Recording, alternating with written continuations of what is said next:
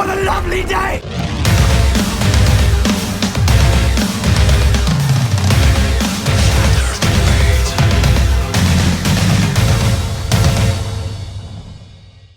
Welcome to Flat Earth Debate Uncut and After Show.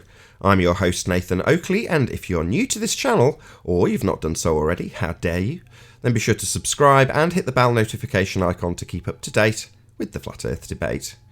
If you'd like to support the channel, there is a super chat that runs alongside each of these shows while they premiere, and there's also a PayPal, Patreon and crypto link in the info box below the video. Speaking of Patreon, I'm going to do a quick shout out to all of you who do support me on Patreon, so a massive shout out of appreciation to Abraham Mohammed, Adam, Adrian Quintana, Alistair Main, Billy Hivolt, Blue Ridge Ranger, Burn Fat Till My Stomach Is As Flat As The Earth, Chow Young Cat, Dank, Dave Rakia Gafford, David Wayne Foster, Edwin Johnson, Erwin Jennisons, Felix Hung, Fireball X, God Rockin, Henrik86, Jeranism, Kirsten Smith, Liam Nedrick, Life Is Short, Matt, Missouri Bear, Nagara, Nathan Thompson, Naibai, Qatar Craig, Renee, Rob H, Sally Ballis, Silver Umbrella, Skeptic936, Texas Mike, The Real Gabster, Tina Baker, Tom Herkins, and Windrider. Now, Life Is Short has just put out a really cracking video describing how you lose a field of information as you get closer to the horizon, and the proportionality of the information that you lose as you reduce in angle. An excellent video, so big massive shout out to Life Is Short. He's just done it as like an appendix to a very big presentation he did on both Ranty Flat Earth's channel and Jeranism's channel. Another one of my Patreon, shout out to Jeranism. So he's done like an addition to that, and just gone out to the water with his iPhone or whatever it is, reduced it down till it literally touches the water and you can see the ripples coming off the phone as it hits the water, and he shows what's happening in terms of the reduction of the information in the limited angle that you have. And his sort of summary of the position that he puts forth is that if you're looking over, say, as a 6-foot observer up to about 3 miles, the last say 2 miles is in the tiniest of angle compared to the first maybe half a mile. I think it might be 2.5 miles. So the first half mile, you've got a reasonably wide angle to it, even from a couple of inches above the water. And as you go out further, you're getting less and less and less of an angle to see more and more and more information crammed into the same amount of space. So in other words, you get less and less resolution. But he just demonstrates that in what I can only describe as a typical Life Is Short video. Absolutely fantastic, very, very detailed, with all of the information laid out with diagrams and explanations. So kudos to him. A really, really good videographer. If you're not subscribed to Life Is Short already, check him out. I will put a link to that very specific video in the chat box for all of you watching on Nathan Oakley premiering stream. Now, we are joined by a few people in both Discord and G+, so I'll raise the mics on them and you can enjoy their dulcet tones while I set up for the first live show.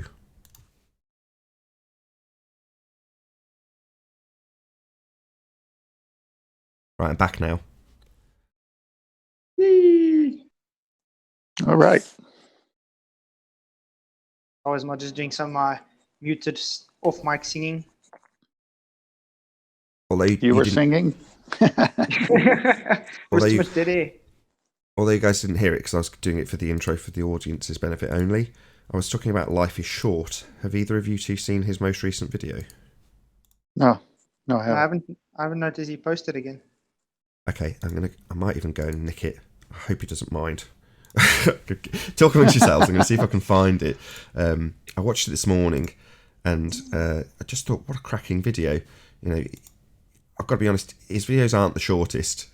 And he says at the beginning, I wanted to get this down in a short way. Now, for him, comparatively speaking, it is a short video. It's probably about 20 minutes long. Wow, that is short. For Life Is Short, yeah. I mean, I've done 6-hour presentations with him on Ranty's channel. So, yeah. For him, it's a concise video. Okay, this is the bit that I wanted to show. Oh, it's brought me in at exactly the right spot. Okay, let's see if I can get this onto the screen for the audience. Okay, hopefully that's coming through. Let me just check on OBS. Yeah, not exactly the clearest. Just give me 1 second. Doing this on the fly, so it's a bit of a mess in terms of the way it's actually presenting itself.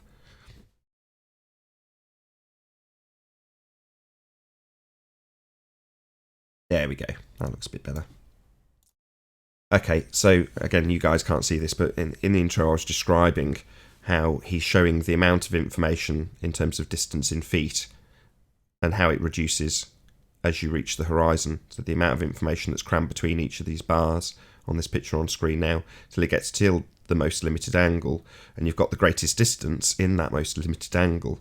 So if I spin through to about here, this is where he's lowering and raising his camera. And I haven't even touched the water yet. There, I touched the water, and it's back again. So I decided to put some measurements to this, which we'll discuss in a minute. I also want you to note that piece of white debris right there in the center of the frame that is very nearby, around 15 feet away, and how close that gets to the horizon as we lower our phone down. Okay, so that's him giving the actual demonstration. Then he breaks it down with what he's just described verbally and what he's actually pointing at in terms of the piece of debris he's describing. I've spun past it already. Okay, so then he gives it an orthographic and perspective view. But yeah, check it out. I will link to the people who are coming into the live stream. I will tell them why I've stuck your video in there when we go live. Life is short, but there you go. Hopefully that's a decent enough plug for you. Highly recommended video. Definitely all check it out. Yeah, he's very thorough. Very thorough in his work. Yeah, very, very thorough. I remember we were chatting with Red Pill Philosophy, and he'd gone out and got a really cracking observation, and then without telling anybody, he just took the information and did probably 2 weeks solid work on it, and came out with his presentation, probably a good solid hour and a half, 2 hours of work, just in the presentation for the audience on Red Pill Philosophy's video, breaking it down in the most amazing detail. It was just fantastic. I mean, I like Life is Short. I think it's great. I like that level of detail. You know, I really want to understand what's going on, and he really explains it. Yeah, and I mean, the Globers actually have no rebuttal against his work. Say that again. Sorry, Flatsoid. It's the accent. I say the Globers, they don't really have any counter argument to his work that he puts up. No, correct. It's just matter of fact, though, isn't it? He's showing it and qualifying what you see, and there's no arguing with what he's presenting. You can't disagree with his measurements in terms of that picture I just showed a second ago. Let's just stick it back up again. In terms of when he's showing how much you have in terms of distance in a particular given angle, well, he's just showing it and measuring it, and then showing lines to represent it. It's not like it's contentious. It's complicated, but definitely not contentious. It's only contentious when you assert that all of those effects are actually an R-based Earth curve obscuring your view at the point of the resolution limit. Well, then it's contentious, but that's not our problem, right? Yep. Back to what you were talking about, how they want to not be held accountable by the geometry. I think this is the doublespeak that Andrew Thomas Young admits to, because he plays both sides, but he does say what he says, and that works for us. But then when it comes to the geometry, it's numerical, it's there, but it's a thought experiment. Well, you know, when you're doing things with numbers, it's usually very objective. There's no thought experiment. They're just trying to play both sides of the argument here. Well, they're struggling with squaring a circle that they cannot square. They've got a mathematical curve calculator that's geometric.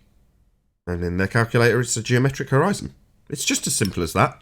So we require one for their maths to work, and we don't have one. So they've got to double speak the way around it. It doesn't alter the fact that they're basing what we don't see, i.e. obscured in the distance, on geometry. Well, that's the end. Yeah, there's no way around that. They can try and double speak and lie their way around it like Rumpus did yesterday. But every time I go, well, yeah, but that's a geometric calculation though, isn't it? He'll go, and it's because of blah, blah, blah, blah, blah. He won't just concede, well, we're going to start with the geometry that we haven't got, of course. Well, that's how they've hijacked perspective. Turned it into geometry in an orthographic representation that excludes angular resolution and the limitation of angle to whatever your target is. The size of it reduces in apparent size as it gets further away. Not in their maths, it's always the same. Well, that's a very useful way of engineering in what they call a geometric Earth curve obstruction to what is actually the effective perspective. Well, we know that. We've just not had a concise way of saying we don't have a geometric Earth curve edge. Now we can just say that to every time they throw up anything to do with their geometry. Well, this geometry's got a geometric edge, hasn't it? Well, we don't have that. End of argument. Radio check. He flip-flopped so much yesterday, Rumpus, with the geometric and the apparent. He played both sides like I think I counted 6 times. The Babs, you agree with Zanuck that there's 2 horizons? Who, me? Yeah. No. You agreed with Zanuck when he said that there were 2 horizons. Really? I did? When was that? I don't know. I think it was yesterday. So, I don't actually have... Go on. 2 horizons, really? I agreed with something that he said. It may have been that, but I don't know which particular debate you're referring to, because I've had several debates with him. Okay, it's on Jose's. Oh, Nathan, that one. Starts Nathan Thompson. I agree that there are 2 horizons, really? That's, yeah. Yeah, I'm going to have to review that again, because I can't remember. I don't think I'll follow down this line then. If you're confused or surprised by it, then there's probably no point in me following this line. But yes. Well, I mean, I'm surprised. I'd have to know what the context was that I said that first. I was going to say, because I kind of disagree with that. I don't think that they can be 2 horizons. It's impossible. Well, it's a violation of the law of non-contradiction. You know, by definition, it's just a point. So you can't have 2 of them. Exactly. Definition. So no. Exactly. Great. I don't think this conversation needs to go any further. That was spot on. Hey, Righteous. Hey, Hey. I've seen what the new icons look like. They look pretty good. Yeah, that's not going to stay. Oh. It just doesn't work. For some reason, the Discord app assumes that you've got all standard Windows sound settings, and it adjusts them accordingly and kind of in isolation. And it just will not play nicely with the desk. So I've had to resort back to the old version. But the old version, the only reason I was using the app because it stopped working one day, right? So today it works. Happy days, just things are back as they were. I just don't have a transparent list of icons anymore. Oh well. Do you want to increase the room size to 15 again? No, 12's fine. I want to decrease the size of the after show though. It's just ridiculous. 70 people. What size do you want it? I think it should be the size of like maybe a little bit bigger than a class of kids. So maybe 30 people. 25, yeah. 30? 35. Okay, I'll do that. Because then, you know, we're like... it's going to sound so patronising. I see the people on the panel as like the teachers and the people in the Discord as like the students. They need to be kept under control. Yeah, well, when you leave, the mice come to play.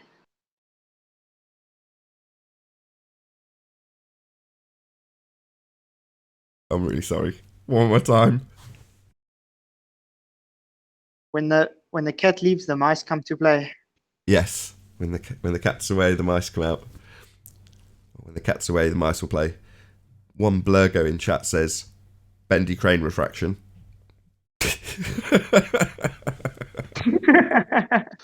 Well, I'm going to move 2 more people in because they're asking me.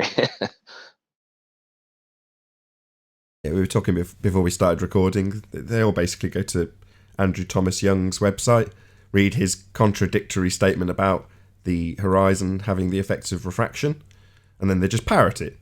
And we go, well, what type of refraction? And they don't know where to go.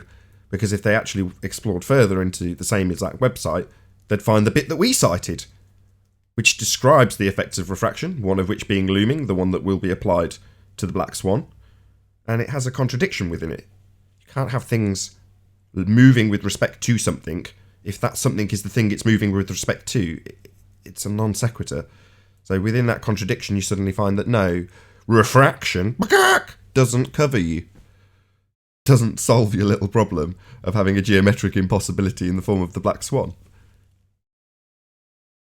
They're so used to. Go on, sorry. Well, it's the distortions of the distant oil platform indicate that some elevated thermal inversions were present. So there would be at least a little bit on that, but not the horizon itself. I mean, there's layers in the atmosphere of all kinds of stuff that you could see why that crane is kind of wobbly a little bit, but that's up in the air and above.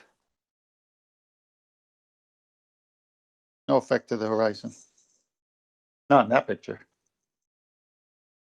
How would you have a mirage on top of a looming structure anyway?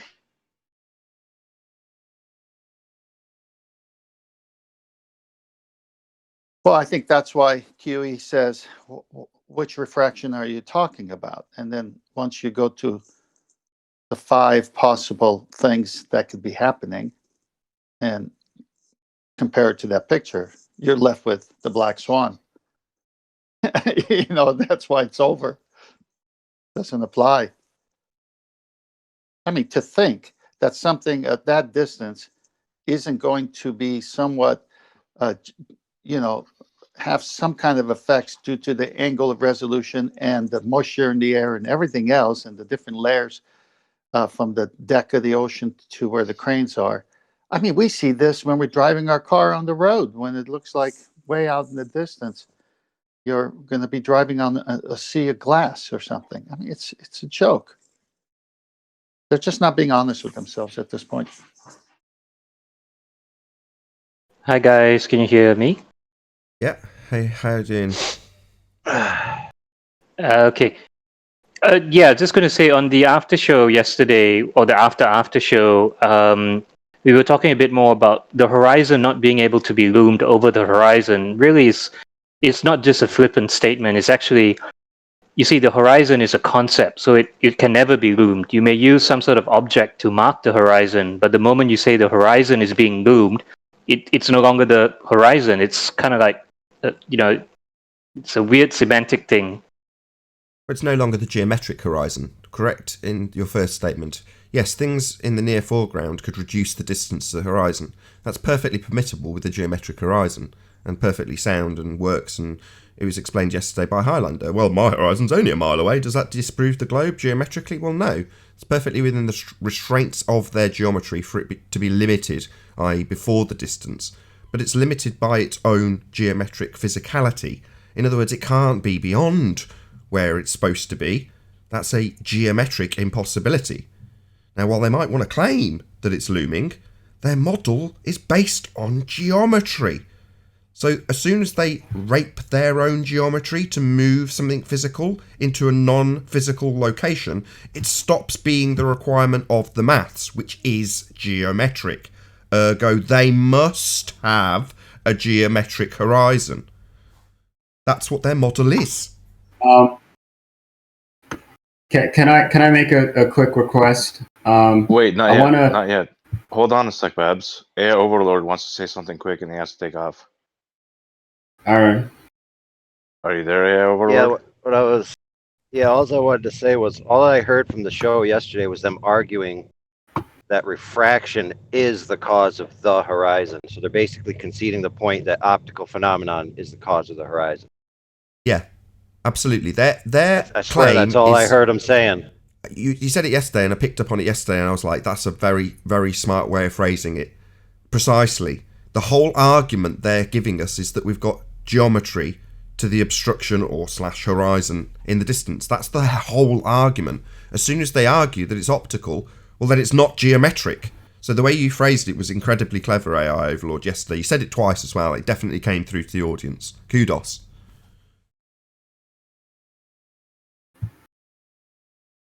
All right, have fun, guys. That's the only way to put it from this point forward is just have fun. Yeah, exactly. Go ahead, Babs. Thank you, AI Overlord. I don't know if I'm still muted or not. Can you hear me? Yeah, we hear you loud and clear.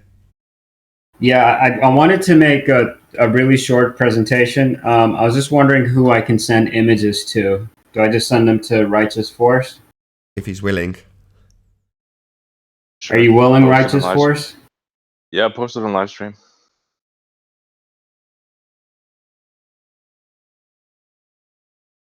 I can't hear you. He said post it in live stream. Can you not hear the hangout? I didn't hear what he said, but I can hear you.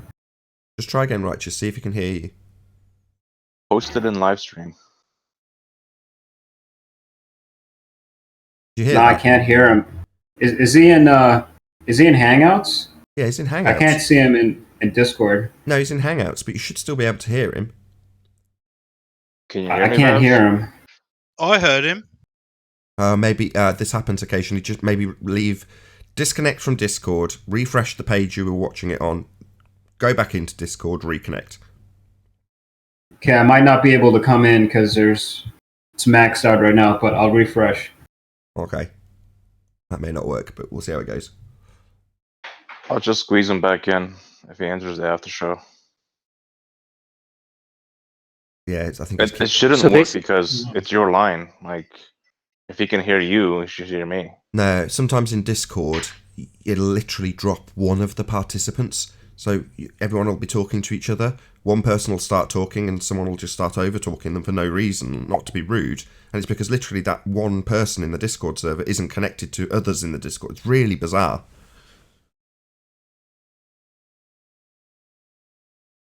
Oh, wait, I got him on mute. Sorry. No, you're right. If he's connected to me, he should hear you. Yeah. I hear him now. Okay. I hear him now. Yeah, weird. Yeah. All right, Babs. Post it in live stream. I got the screen sharing. I'm going to send it as a DM to you right now. Sure. So basically, yeah, now they're scrambling, the Globus are scrambling to even point out where the horizon is, because it's looming here, it's refracting there. So what horizon is it? Like you say, it should be in reference to a geometric horizon, but now they're claiming all kinds of other horizons, like apparent or astronomical or whatever. And these horizons could be anywhere at any time because they're looming and they're doing all kinds of funny things. So basically, objects are being refracted and they can't point to where the horizon is at all, or any type of horizon. Right. But their model Exactly. requires that Well, they the do so. latest thing now with the Globers is that they're claiming both geometric and apparent. Because I was in Gem Panda server yesterday causing havoc with the Black Swan, and that's their new claim. They they have two kinds of horizons now, both apparent. When it's convenient for them. Yeah, we only have one horizon. But yeah, I've heard that many times too. The Rumpus was subtly trying to imply it. It's like, no, we only got one horizon. That's the definition. Eventually, we'll drop some of the redundancy. So we're saying things like the not actual apparent horizon. And you're like, all of that is redundant. You just need to say horizon because it's in the definition of horizon. It's a not actual location. So all of this not actual and apparent stuff is blatantly redundant, and there's going to be people out there hearing it that cringe. I know because they've told me. But ultimately, we're overemphasizing the fact of what the horizon is with this redundancy. Eventually, we will hopefully drop it. Can I comment before Babs start on the person who just said astronomical horizon? Yeah, Righteous is just getting his stuff ready to present, and then I'll let Babs know that it's all ready. But yeah, go ahead, 10th man. So in these phrases that they come with, either the rational horizon or the sensible horizon or the visible horizon, and i.e. what the person just said, astronomical horizon, these are all tied to an imaginary celestial sphere that they say doesn't exist and goes out for infinity, and it's imaginary. It's not really there. So for them to go there, they're just digging a bigger hole for themselves, because you can cite the source that points to that astronomical, and you're going to say, yeah, but this is imaginary. It's not real. They don't even believe it. Yeah, exactly. The bottom line is they need a physical sphere edge to block things in the distance for boats to go over and to bend at altitude. That's what they need, because that's what their model is. Geometric. I was trying to. That's where I was questioning them. I was questioning them on whether they were globers or not, right? Because if they were claiming an apparent horizon, by default, you are no longer a globe. You have to know your own rhetoric. Yeah, as I was just saying, the apparent is at the moment being used incorrectly to distinguish between geometric and non-geometric. So I know we're distinguishing in that way, but like I say, it is just redundant. And we're not going to stress it too much. I'll maybe give it That's right, but I'm just trying. Not everyone's. I'm trying to highlight their doctrine. That's all. You're right. They seem to forget, when it. I'll drop it for now. It's something that I think in a few weeks' time I'll lend a bit more clarity to this, but it's not that important for now. Right, Babs, do you want to do it on the live show? Or do you want to do Sorry, go ahead. I was just going to ask Babs, do you want to do it on the live show or now? I'm going to wait till the live show. 34 minutes. Very wise. This gentleman who just spoke is saying the same thing we were saying when we said, welcome to flat earth. So he's just showing the contradiction that the globers have. So well said there. Yeah, I should have said that as well. But yeah, I completely understand that it is a redundant term because the horizon can only be apparent. But I do understand what you're saying. But I just use it to highlight, where they don't even know their own. I completely agree. I should have given you props first. But I'm the worst culprit for this, let's be clear. When I say the not actual apparent horizon, I've got like 3 layers of redundancy in there. So, it's not like I'm not doing it as well. But there we go. Yeah, that's all good. But I definitely always try to make a point before we start any argument with a glober, let's define our terms before we speak. Because like I say to them, otherwise we're speaking 2 different languages. I may as well be speaking Japanese and you can speak to me in Spanish because we're not going to understand each other. Right. It's going to be a massive disconnect from the onset. It's the Socratic method. So that's what debate is. You first have to establish the terms. If you're talking about an orange and I'm talking about an apple, but we both say the word apple because your impression of what an apple is an orange fruit that you peel with segments inside it, well then we're not going to have a very good argument because we're talking at cross purposes. So you have to agree on the semantics of what you're talking about. Exactly. I have a question. And Where was all this talk about 4 or 5 horizons months ago? Non-existent. Didn't happen. So why are we hearing about it all of a sudden? Unexpected event. Is that not weird? Unexpected event called the Black Swan. It's because of an unexpected, unforeseen event called the Black Swan. Ah, there you go. But have you not realized that they're even throwing Aristophanes under the bus now? Oh, really?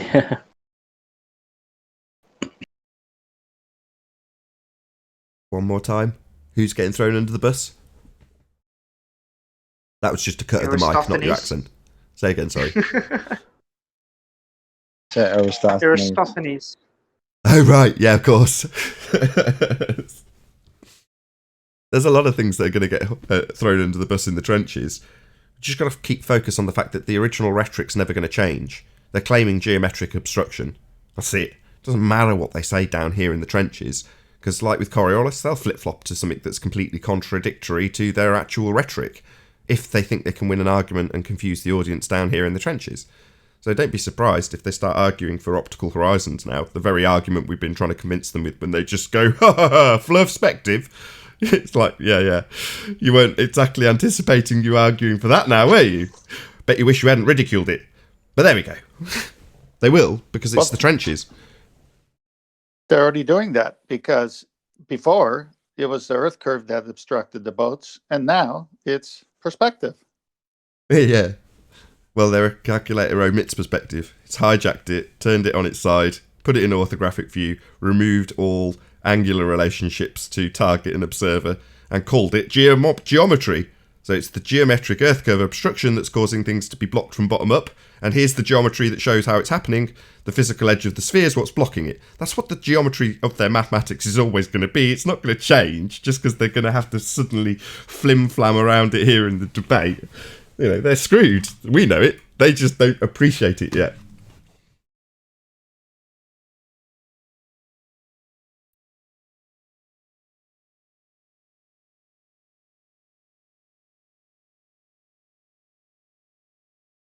Oh, what a day! What a lovely day!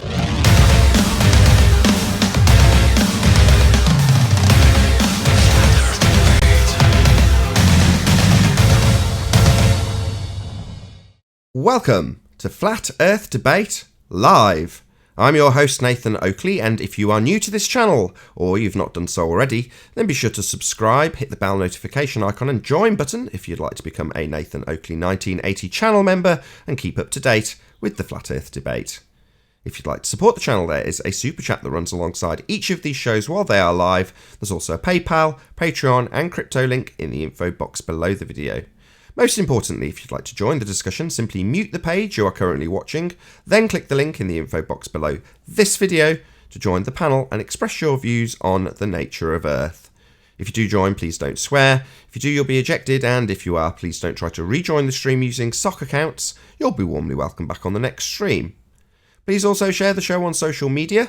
Sharing the show obviously increases the live audience, but this in turn increases the chances of a more diverse panel, so please share the show on Facebook and Twitter. And one last time, if you're new to the channel or you've not done so already, then be sure to subscribe, hit the bell notification icon and join button to keep up to date with the Flat Earth Debate. Now we are joined by Righteous Force, 10th Man, Chocolate Saying, Flatsoid, and I believe that's it in G+. How are you all doing? Fantastic. And we're also joined by a whole bunch of people in Discord, so hello to everyone in the Discord server. Hello. Black Swan. So we've only got... I think we've actually covered all the housekeeping questions individually, have we not? You covered the R value yesterday? Yeah, we have. We're going to go through them all. Great. Any evidence of Earth curvature? Not from the horizon. Well, Have you? how can an apparent about the horizon be loomed? Well, that brings me nicely on to the next question. Any evidence of a physical sphere edge capable of geometric measurement? No, because Black Swan. Yeah, Black Swan. Everything's being loomed. Everything moves. What about axial rotation? Of the Eighth variety. No extra rotation. One more time. No, there's no axial rotation. There's no axis. You first need a globe to have an axis. Any scientific evidence of gravity? Don't all go at once. Nope. No gravity. Any single viable hypothesis? No cause.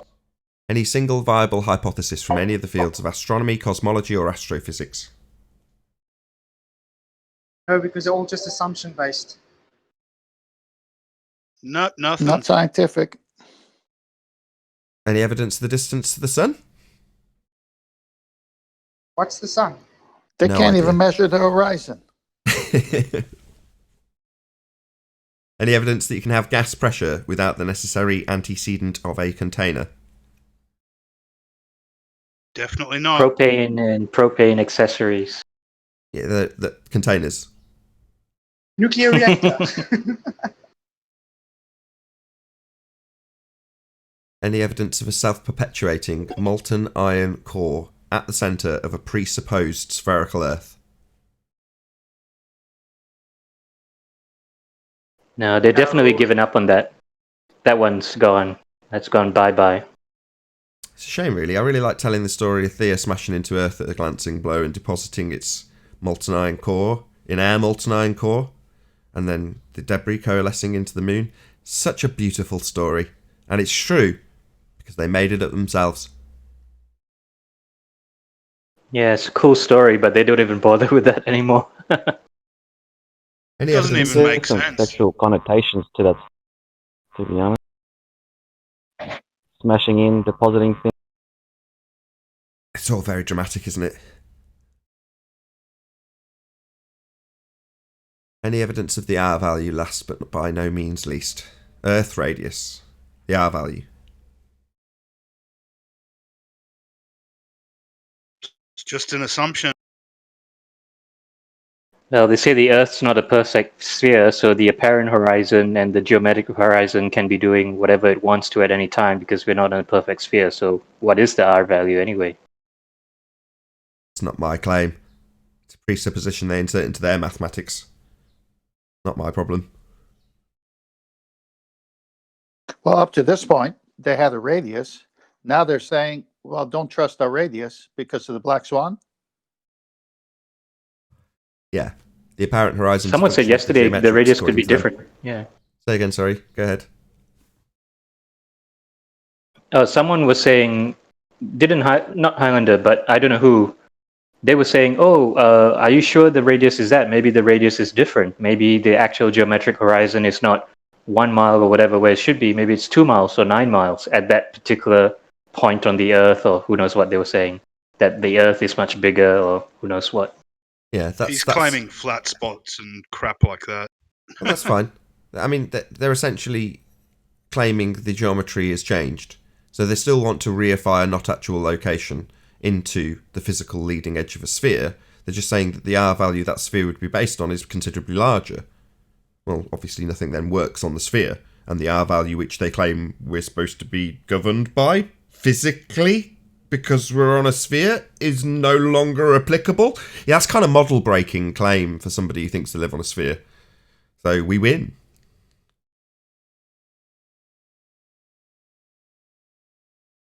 Welcome to Flat Earth. That concludes the housekeeping.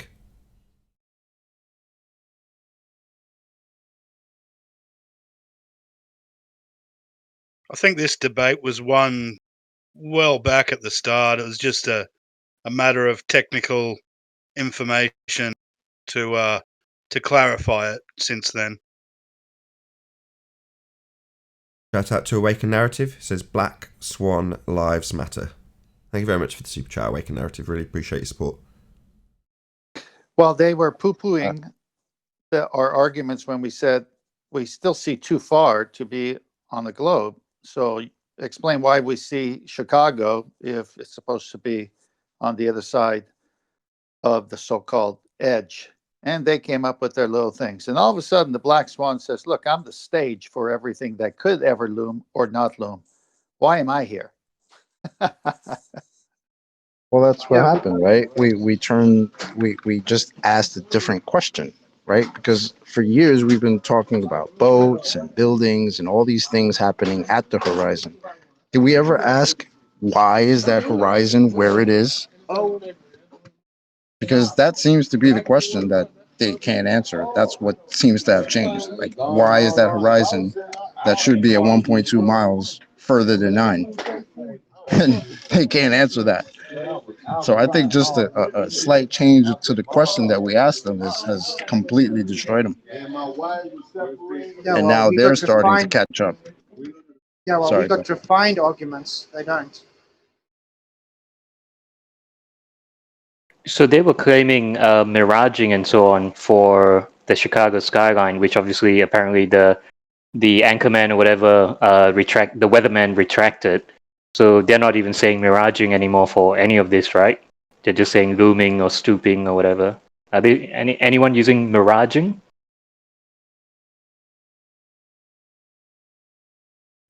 Not really. Not that I've heard. Well, regardless of which effective refraction they claim, the way to progress the argument is first get them to define what type of refraction. So you're saying mirages. Well, then you get them to define what a mirage is and see how it fits in with the Black Swan image. That's all you got to do. It's really easy. So what's a mirage? So, I'm making a coffee, so I'm hoping somebody will just do this for me. Can someone dig up the definition of mirage and we'll see how it works. Let's see how it slips into the Black Swan and how the explanation would work with a mirage. Let's have a look at it. Who's going to go and get a definition? Sure, I got it. Hold on. Perfect. Thank you very much, Righteous. Oh, wait. I keep always hitting full screen instead of share screen. Sorry for the delay. Okay, so...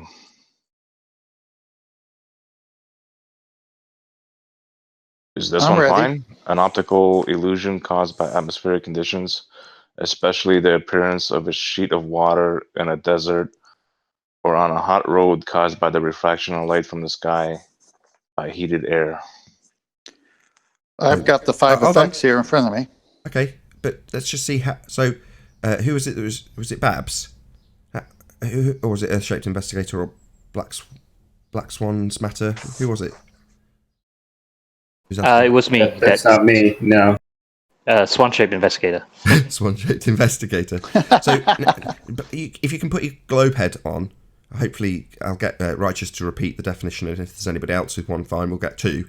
But see how you can slip in the horizon moving above its geometric location in that explanation. You see how you can how well you get on shoehorning it in. Let's put your globe head on and see how you get on. All right. So the horizon is being miraged above the curve of the Earth, so therefore we can see the horizon miraged above it. That's the best I can do. I'm not good at role playing. Fair enough. Yeah, but wouldn't that require there to be two horizons in that picture, where there's only one? Maybe it's like double miraging, where it's like inverting once and then inverting again. So like, it's I don't know. We live on a globe. I'm sure of it. Sorry, I'm bad at this role. It's hard to know. The best role play you can do, bro. Okay, we've got an image. Here we go. So it looks like Righteous has brought up some pictures of mirages. It's just not, you don't understand.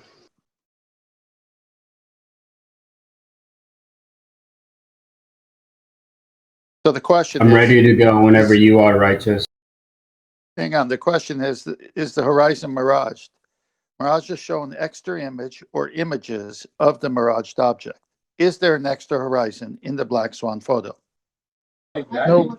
No. Weird. I only see one horizon, even with mirage. Yeah, it's non sequitur. Okay, right, Righteous and Babs. So in the pre-show, I don't actually know what the presentation's about, Babs. I'd normally give it a bit of an intro and summary before you do it. I don't know what you're doing. Well, it's related to what we're talking about right now. It's somewhat related.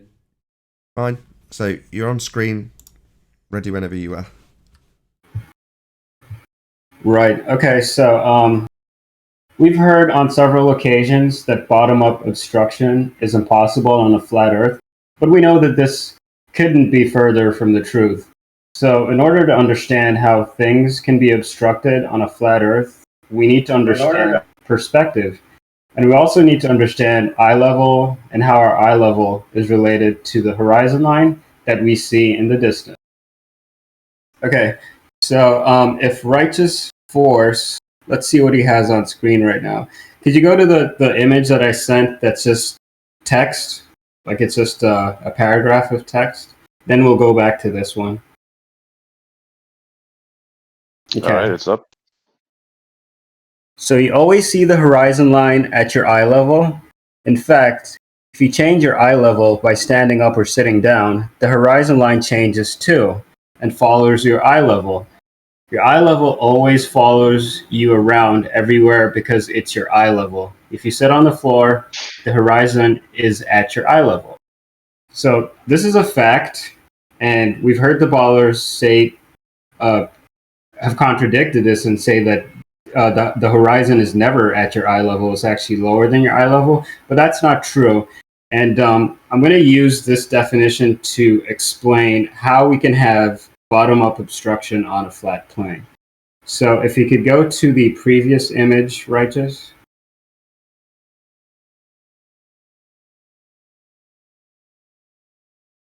Excellent. Which one? So here we have, yeah, this one, yeah. Here we have a perspective grid that shows us what we would expect to see as far as the effects of perspective are concerned, how things tend to converge or get compressed towards the center, and the ground appears to rise up. So right on this image here, I've marked in the center line a red line. Can everybody see the red line? Yeah. Okay, so the red line is marking where our eye level would be. This is our eye level, and yeah, that's what we would expect to see. Could you go to the next image, please, Righteous? Done. Yeah, excellent. So based on what we have been told by the Globers, everything that is above your eye level cannot be obstructed by things that are below your eye level. And yeah, that does make sense. But when we look at this image, we notice that two sections of the image are in two different areas. One, we would say 3/4 of that object in the background is below our eye level, and about 1/4 is above our eye level. So, can this be obstructed by anything? Let's see what happens. Could you go to the next image, please, Righteous? Okay. It's on. Right. So this image here is in front of the image in the background, and it happens to be obstructing part of that image. And based on what we've been told, which is that anything that is below your eye level cannot obstruct things that are above your eye level, that is in fact correct. But if we're looking at things that are below our eye level, then yeah, they can be obstructed by things that are below our eye level. And the obstruction that we're observing here is all taking place below our eye level. So how does this happen? When we look at the ground in this image, we notice that the ground appears to rise upwards, even though that isn't happening in reality. It's just how our eyes work. Our eyes tend to make things appear to rise upward and converge in the distance. So this object that is below our eye level is actually rising upward because of how our eyes work. And because of that, it gets closer to the red line, which is our eye level. So as it rises up, it can obstruct anything that's in the background that is below our eye level, as demonstrated in this image. So the question that we should be asking with all of the observations that are being made and are being shown to us with buildings that are being obstructed is, are they being obstructed below our eye level or above our eye level? And that's going to give us a better idea of what's taking place here. So now, lastly, if you could go to the other image that I sent you, Righteous? The Jose Tower, first one? Yeah. So if you remember, at the beginning of last year, we were presented with this image of a lighthouse that was filmed by, I believe, Jose, J.G. Gonzalez. And he was claiming that we can't see the bottom of this lighthouse because it's behind the curvature of Earth. So we haven't determined where the horizon line is in this image. We also haven't determined where the position of the observer is or the distances. So we can do that now, playing the video that I just sent you, Righteous, if you don't mind. And if you could play that video, do you mind turning the audio off if possible? It is Because off. that's gonna, yeah, there we go. Okay, I'll start it now. Right.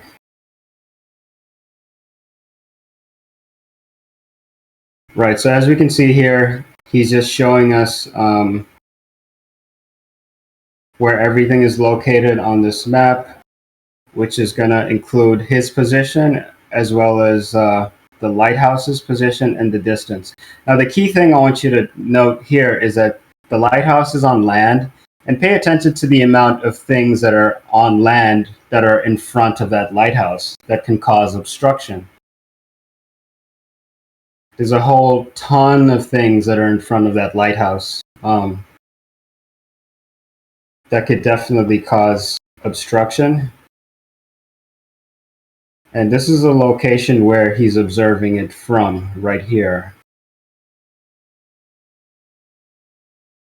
And he's measuring the distance.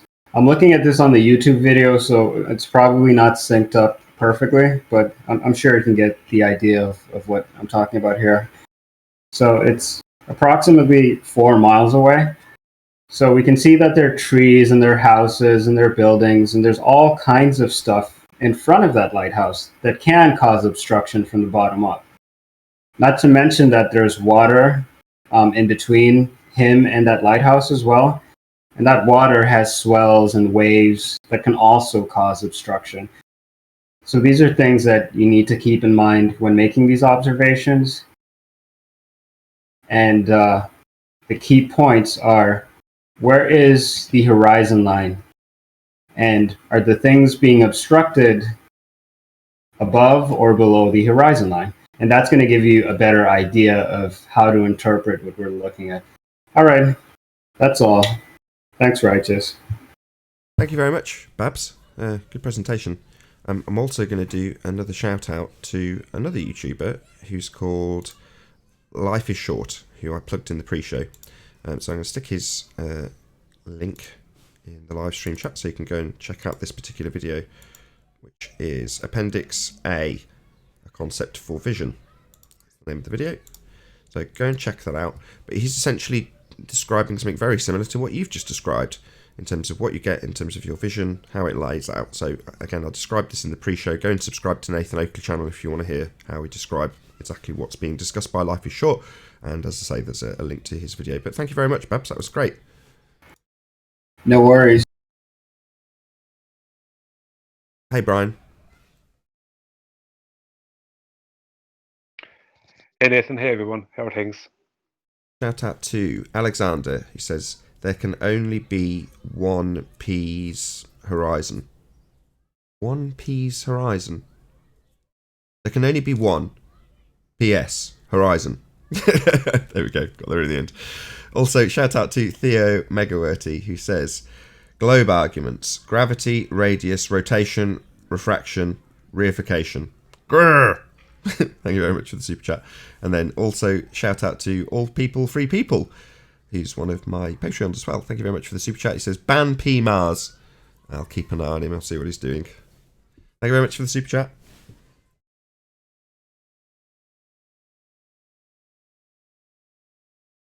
Yeah, that was really excellent because I don't think, well, I mean, that's a really good presentation on how, as we look out, things below the eye level can obstruct. Yeah, that's really insightful. So, like you said, below the eye level, you've got water, you've got trees, you've got a whole bunch of stuff, and that's not even really brought up by a lot of flat earthers. No, I noticed that a lot of people hadn't taken it into consideration.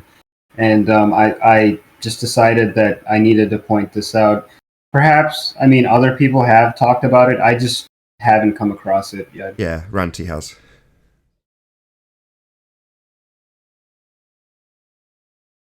So that's why, as you're looking out across the, in any observation, the further you're looking out, the more this stuff below your eye level just starts accumulating. Then you have, let's say, the magnification type effects like Rob Skiba demoed. So you've just got not just the refraction, but all these objects just sort of building up below your eye level. That's going to just, sort of like, just cluster around the horizon and cause this quote unquote obstruction. Yeah, everything seems to be bunching up at the horizon. And one of the things that I noticed that was kind of key is that the ground, the further away that you look, the ground gets closer to the horizon line. And when the ground starts getting closer to the horizon, it can start to, things that are on the ground can start to obstruct things that are close to the horizon line, if that makes sense. Yeah, I think a lot of people don't appreciate, that number one, that's the effects of perspective, which, we don't usually look at. We've never really been taught that properly unless you're in specific fields. And it's really exponential because towards that eye line is where increasingly everything does get ever more so bunched up. Exactly. Not to mention that things in the distance also get smaller. They decrease in angular size. Anything that's in the background is going to be smaller than things in the foreground, which can also lead to obstruction. But all we get from the ballers is just side-on, two-dimensional views, everything represented as the same size. They never show perspective or angular size change. And that's how they get us, because they use images that are not representational of reality. I've got that on screen now. Again, in reference to A Concept for Vision, Appendix A, bottom first disappearance across a flat surface by Life is Short. And he's showing how, as you go towards the horizon, you've got a limitation in terms of how much information is in each section, and it limits by a greater amount as you go towards the horizon until you're at a point where the vast majority of the information is in the smallest of angle. So it's a great video. Another shout out to Life is Short, your ace, mate. Right, so if you look at that image that you're showing on screen, oh, it's gone. Oh, sorry, I'll put it back on. Yep, it's on. Right, so if you look at the image that you have on screen, the spot that's marked as 3 feet, that looks like a really small section, but it's not. You know, it's just because of foreshortening that makes it look a lot smaller than it is. And that's another thing that's happening. Everything is sort of being shortened and distorted. So it doesn't really, it's not really that size or that length, if that makes sense. Yeah, it's apparent, as opposed to the geometric mathematics, which utilise actual size. So if these are doors that are going down, I can't see this too much, but if these are doors, obviously as you go further down the corridor, the doors are getting smaller. Well, that's their apparent size reducing. But in the geometric earth curve mathematics, you don't have it presented in this view. You have it side on, with your own head in the left-hand side and whatever you're looking at in the right-hand side, and it's given to you in feet and inches. Well, what that does is effectively remove this aspect of perspective, i.e. things reducing in angular size as they get further away from you. Well, if you can remove that, you can then claim that when it gets to the point of the diffraction limit, where you can no longer resolve the information, they can simply claim that earth curve geometry is obscuring your view, when in reality it's simply become too small to see, based on the limitation of the angle. Exactly, and the side-on view also doesn't represent how perspective makes the ground sort of ramp up. It only shows the ground as a straight line. Even something that's higher than, let's say you have a camera, even something that's higher than your center frame of your camera, when you move that away from you, it will gradually go lower than your center frame. Even if it's higher at the start, the further it goes away from you, the lower it gets in your center frame. And so what you end up with is, in a lot of the Glober's supposed observations, is you end up with a situation where they have a load of stuff going on at the bottom of their observation, and they have a load of sky for all the 3/4 of the top, because and they claim then that when something is smaller in the background than something else in the foreground, it's because it's gone over the curve, but it's not. It's just distance. If it's in the background, it's more distant than the thing in the foreground. And even if the thing in the foreground is smaller, its angular size at that point, especially in connection with the center frame, its angular size will be bigger than what's in the background. Obviously, it depends on the size of the two objects and distances. But it's down to that. It's like they don't. I think a lot of the borders don't realize like that something that's higher than your center frame, but when you start, it will become lower and lower in your center frame as it goes away due to angular size. Yeah, it reminds me of a really good video that Jaron covered Jesse Kozlowski, and he was describing him looking at a lantern across a lake, and he's about 200, 300 feet up in the air. And he's saying as it goes further away, it starts to drop towards the horizon. And that's because of, and then Jaron cuts the video and puts in massive letters, perspective! And you're like, yeah, exactly. A couple of super chats asking me to whisper Black Swan. I did whisper it for Godzilla, but I'll whisper it for you too, Flat Bike Nomad. Black Swan. There you go. Shout out to Godzilla. Hold on. Shout out to Godzilla37. I'll read your super chat. So it's just Nathan, whisper this for me. Quote, Black Swan. Black Swan. And pretty much the same comment from another super chatter. Fat Bike Mike? Fat Bike Nomad, sorry. Thank you very much for the super chat. Really appreciate your support.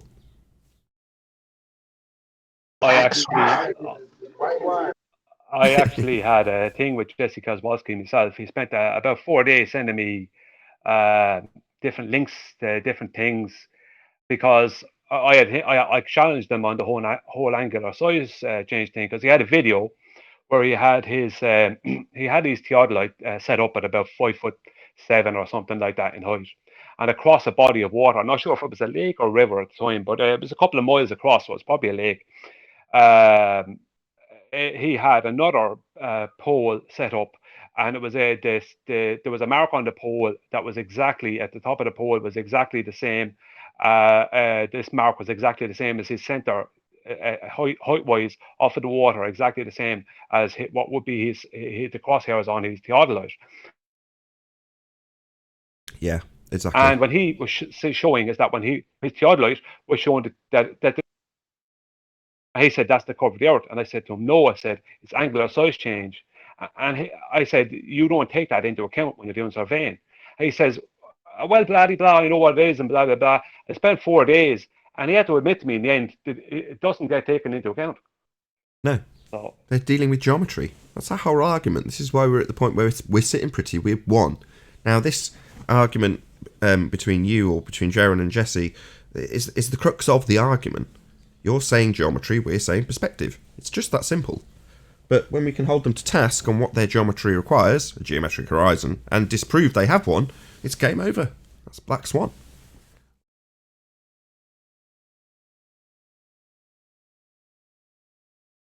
Yeah, I think the thing people should do as well is to just whenever you're back at an airport or whenever you're passing through an airport, and then you just, when you're looking down the travelators going towards the various gates, I did that a few years ago, and it's just amazing when you have that perspective where, you're just looking through hundreds of meters in this building, which is, generally it's flat and straight.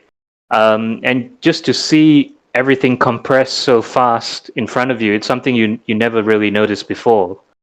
Sometimes you can even just do it in a big car park, and you look down, the rows of cars parked towards the end, and yeah, things really just compress really fast. Yeah. So I suggest everyone try it next time you're in a car park, or especially at an airport. More so at the airport. Exactly. More so at the airport than on the car park example, because you're essentially in the airport example. I don't want some bullshitting nonsense in the comment about windows along this hypothetical corridor I'm about to describe. You've got the angular limitation on all of the sides that you're looking down. So your angle along the walls is just as limited against that flat surface as it would be against the deck when you're looking out in these long distance observations. So obviously we've only got one plane that's limiting your angle on a long distance observation, but when you look down a corridor, the angular limitation applies to the ceiling and the walls and the floor. So you have this sort of cascading effect. I know exactly what you mean. I've been in enough airports to know precisely what you're describing. It's quite trippy because they're massive and you can see for a very long way, but the angle's getting limited on all sides down to this point in the distance where everything's very, very small. Seems obvious, but like I say, when you can see it with more than one limitation to the angle, i.e. a corridor, which is a lot of the examples Life is Short uses. You're getting a lot of plugs Life is Short. It's much more obvious because you're seeing it in 3 different planes. Or 4, sorry. Yeah, a lot of these things, you wouldn't really know until you actually go out on your own and observe them. And if we went by what people were saying, we would never get anywhere. I was on a flight last week, and I was looking out the window, and I could see the horizon at eye level. But I've heard for years now the ballers saying that you can't see the horizon line at your eye level on an airplane. It's always going to be below your eye level. And that's just a lie. There's so many lies that they come up with, and until tested, you're never going to know that they're lying to you. Sure. I mean, that's an aspect of their geometric horizon that is, there's a stipulation on it. And I try and extrapolate this out so people can understand when they try to deny the edge of their sphere. If you're raising in altitude, which changes your angle to the physical edge of the sphere, as you get higher, you're seeing further over it. Well, eventually, when you reach a certain point, it'll start to, according to them, if it's a physical edge, curve with altitude.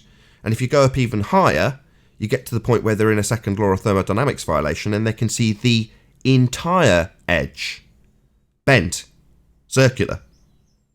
So the claim is that from ground level, We have a physical edge of a sphere that will transition to a complete circle if you get high up in altitude. In other words, you must have it, you must see further over that physical edge as you raise. So the necessity of the model is described in their claim that you must see it dropping as you raise. It must do so if it's a sphere and a physical edge, because that's what would happen as you transition from the flat plane that we all observe to their claim of a sphere-shaped Earth at altitude. Well, the in-between bit is the edge, their horizon, curving till it goes fully circular. Exactly. Yeah, I was listening to a debate between Quantum Eraser and I think it was Stingray Dean and Anthony in Emma UK's Discord server. Now, something that I noticed that was just, it stood out immediately was that when Stingray Dean was asked to present a citation for the points that he was making, he didn't have any. And no one seemed to notice that. Everyone just wanted to focus on how John got mad and was being disrespectful to Dean, but they weren't paying attention to what was really going on. Like Dean was claiming that the reason that the horizon is further away in the black swan image is because it's being refracted by extreme refraction. Then John was asking him to provide a citation for what extreme refraction is, and he didn't have any. He just decided to go into all these different technical terms that did sound related to what they were talking about, but he was just obfuscating because he was trying to buy time because he didn't have a citation, because there isn't such a thing as extreme refraction. Just like super looming doesn't exist. And a lot of these terms that they come up with, they just like pluck them out of their asses, literally. Like trench they're terms. things that just don't exist. Trench terms. Like when we argue about correlation.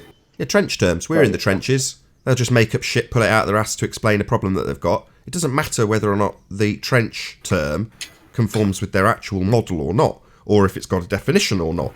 It doesn't matter. It's just an excuse that they use here in the trenches. Exactly. And when these guys are cornered, like when Dean was cornered, you could see that he tried to play that same game that he plays on the other debate shows when he has all of his buddies with him and they're there to back him up. He starts using all these technical terms, trying to sound intelligent, but he doesn't really answer the questions. And to the people that are listening that aren't that intelligent, they just believe everything that he says. But if you understand what's going on in the discussion, you can see that he's just being disingenuous and he's just making stuff up as he goes. Saying the word refraction is a blanket term. It's like when someone asks you what color something is and you say colors. You know, it's like you have to define what. I like that. Isn't it the same? You have to define what effective refraction. If something is purple, I have to state it's purple. I can't just say it has colors. You know what I mean? If one part is purple and another part is yellow, I'd say the purple, yellow, whichever. Right. Exactly. Let me stick that in an analogy. So I say, oh, the paint on my car is really faded. And the explanation you get is, well, that's because of the colour. And you go, what? What do you mean? And what about the colour? What do you mean colour? You know, that's just a blanket term that's applicable to absolutely any car in any condition. The colour. Yeah. Well, the refraction. Exactly. What do you mean the refraction? What kind of refraction? And then we get into, well, it's a mirage. Well, let's see your definition of mirage and see what it says about the horizon and where it's positioned. Exactly. When they say extreme refraction, they're saying extreme blanket term. You know, extreme refraction means nothing because it doesn't actually, logically, it doesn't mean anything because it's not stating anything in particular. You know, it's just extreme blanket term. I remember that hangout. And QE asked him to give him a citation for extreme refraction, and he went on his little word salad mission.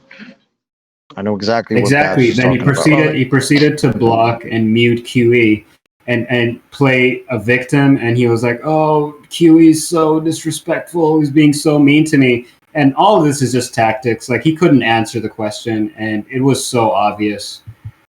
Well, extreme refraction would be refraction that's much greater than typical. But I have a question for the guy that was given the presentation about. Well, let's just continue that exact same discussion then. So you're saying extreme refraction is more than typical refraction. So I'd like to see a citation for typical refraction and extreme refraction. Can you cite those two, please? This is just what the words mean. Extreme Citation, Brenda. Let's We see were how just long she talking lasts. about how somebody else brought it up and had no citation. Can you please cite it? Yes, please. Same thing I asked Brenda. So if I say that a car is traveling at an extreme speed, Don't need a new example. Brenda. Brenda. Then Brenda. typical. Brenda. That's just what Brenda. the word Brenda. means. Brenda. Don't need a new example. I'll ask again for the third time, then you can fuck off. Get us a citation for what you've just claimed. That would be extreme and what was the other word you used? Typical. Typical Refraction. and extreme refraction. We want a citation for those two things. Precisely what we were discussing, the lack of citation from someone else who claimed them. Okay. So I don't want to talk about anything else. We just want citations for those two things, please. Oh, okay. So typical, the definition of typical is simply Cite it. mean ordinary. Post it in live stream. We want to read it along with you. We want to read it. Cite it. Don't just say what it says. Post it in live stream. Someone will bring it out and we'll read it word for word with you.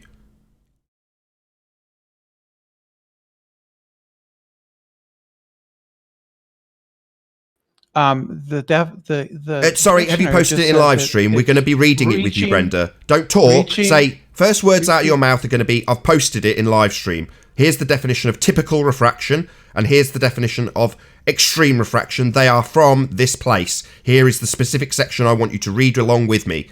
Have you done that yet? I don't think I have to provide citations. Well, then you for can fuck off. words. Then you These are can not fuck technical. right off, can't you? Bye-bye. No longer involved. You don't think you need to cite it when the entire discussion was about the lack of citation from Dean, and you're going to come along and tell us that you don't think you need to, but you're about to tell us what it said? No, that's just making shit up that you can't cite and don't think you need to, even though you're about to apparently read one out. Just a liar. So you weren't about to read one out, were you? Because if you were about to read one out, as per the definition, you'd cite it and post it. So you're about to lie about what it said when you haven't got one to cite. So what were you about to tell us? Something you weren't reading from a citation, you liar. He was about to tell us the definition, which is not even what we asked for. And you can't tell someone the definition. You have to show it as well. Why do I have to show it? Because that's what citing You don't know something what the is. word- you don't know what the I'll word answer you if you'll shut typical up. means. Shut up! Because that's what making citations means. Providing it, citing it, so we can see it and read it with you. And if you don't understand what a citation is, go somewhere else.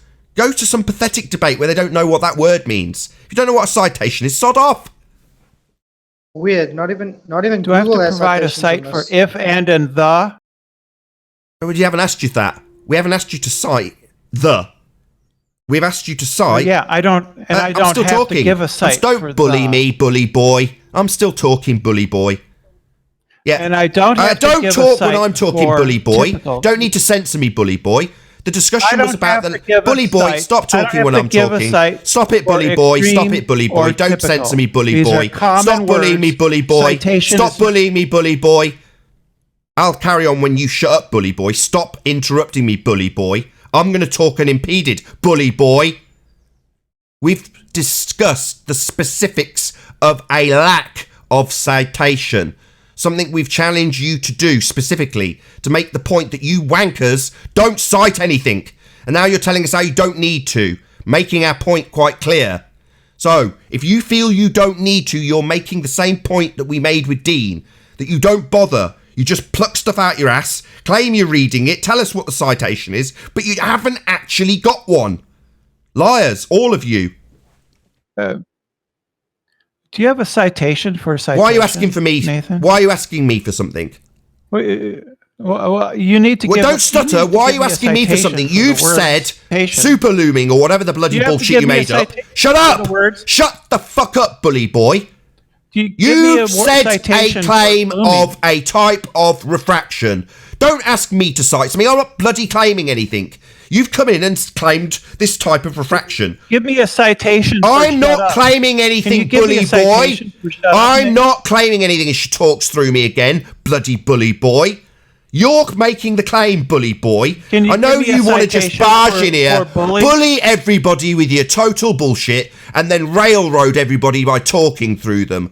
Well, you're not going to get away with it. The discussion was about the lack of citations, and you want to railroad every time I point out that you're not giving us one, and justifying why you're not giving us one, by bullying everybody and talking through them, and not providing what we're discussing.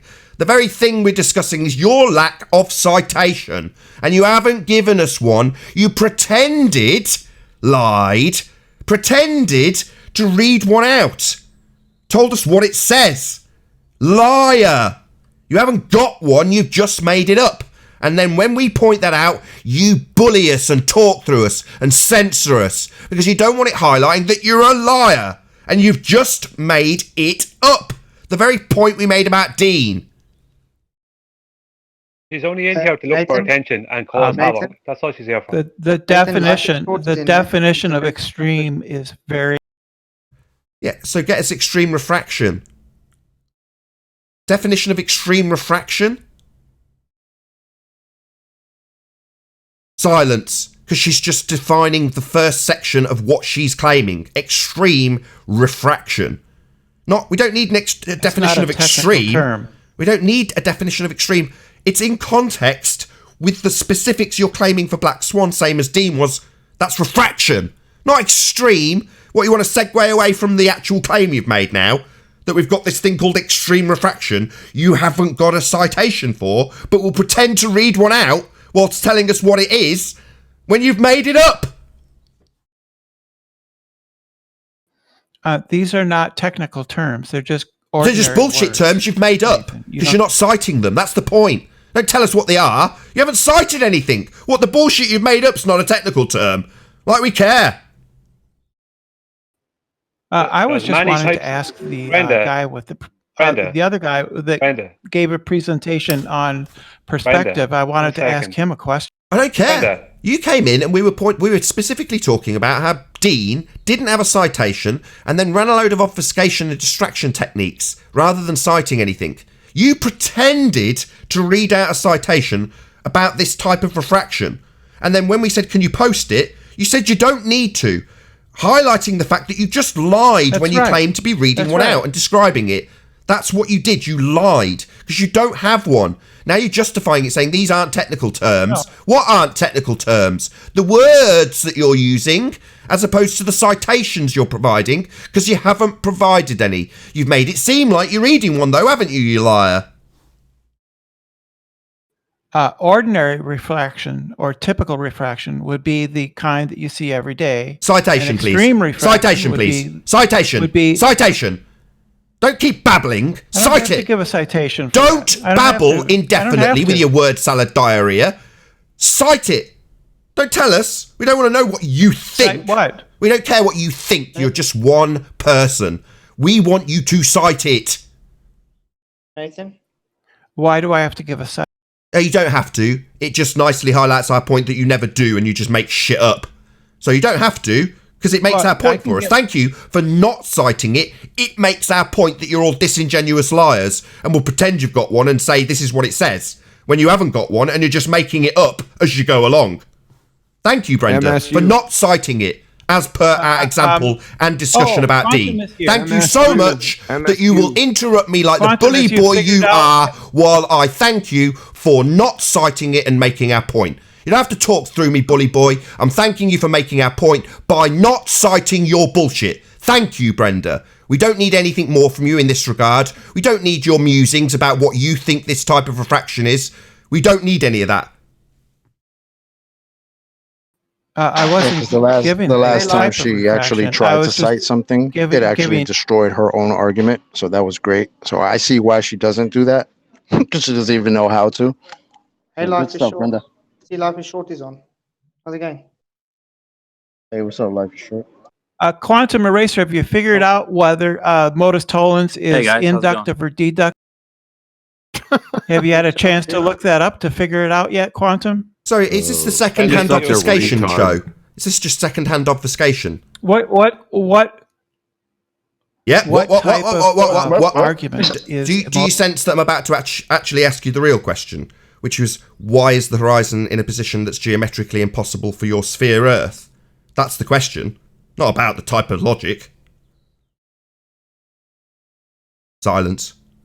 It isn't. Oh, it isn't? Yeah, it is. Yeah. We're definitely asking a question about why a horizon that's in the Black Swan image is in a geometrically impossible position for your sphere. That's the actual question. No, but it isn't. It isn't, though. It's in front of the platform. Oh, wow. Delusional. Let's get the picture up. Let's see if it's in front, shall we? But that would This is debunk the Photoshopped. You put this through levels. It's Photoshopped. Oh, You we put this through painted this Photoshop. one. You My adjusted the levels. Painted Black it. Swan. You adjusted Yeah. the levels. You painted the Black Swan. No, but the levels are adjusted. The levels are adjusted, aren't they? Listen still to see you, the brother. Black You're Swan has been drowning. painted. It's Photoshopped. Look, you painted the levels. It sounds just like when they trying to say I cut frames. CGI. Yeah, that's not a photograph. That's photoshopped. You can still see the horizon in the original. We can't know that because you photoshopped. Yeah, I've seen the it. image. I can know it. Don't tell me what I can and can't know. I've seen the That's video. I've seen it. I've seen it. I can know that. I've seen it. too. Yeah. Several people saying And the they can know platform- this, Brenda. the- Don't speak for everyone else. yes. Only speak for yourself, Yes. please. Don't tell us what we Oh, can look, and can't see, the- please. the horizon Stop disappeared. talking through me, Look at bully that. boy.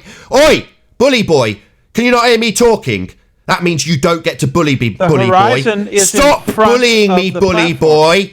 I'm talking. That means you're listening or you're not taking part. You're not going to get to bully us and railroad us with your filibustering. Okay? Don't speak for other people Isn't on the it panel. funny how Shut with- up, bully Isn't it boy. funny how the Bully boy, non-Photoshop bully gives- boy, don't filibuster and No, railroad the the point. horizon. Don't Isn't filibuster that and funny? railroad the point, bully boy. I'll get to finish here. You won't get to bully us indefinitely, Brenda. Okay? Don't speak for other people on the panel when you tell us what we can and can't see. Immediately after you spoke for them, 3 other people on the panel pointed out that they can see the horizon in the original video. You don't need to tell us what we can and can't see. We've got our own eyeballs. Just because you're blind doesn't mean we are. You photoshopped the image, though. Sorry, did you not hear me say the original? We've got an original. You can still see the horizon. Are you deaf as well as blind? In the original, you can see that the horizon is. Yeah, that's what our point is. Yeah. We can see the horizon. We're not fucking blind. Yeah, we know. Yeah, it's in front of the platform. No, it isn't. I tell you You're where just we can't blind. see the horizon. 1.23 miles away. You're just blind. If you adjust the levels on any image of the sky, you can get banding, and that's what you did here. Yeah, sorry. in the original, you adjusted the levels in order to manipulate Sorry, are you the photograph always going to and segue away get- from the and fact to that we've get the just result said that you wanted? Yeah, shut her up. Sorry, in the original, the undoctored one, the horizon is most definitely behind the platforms. No, it isn't definite. Well, then at you're all. blind.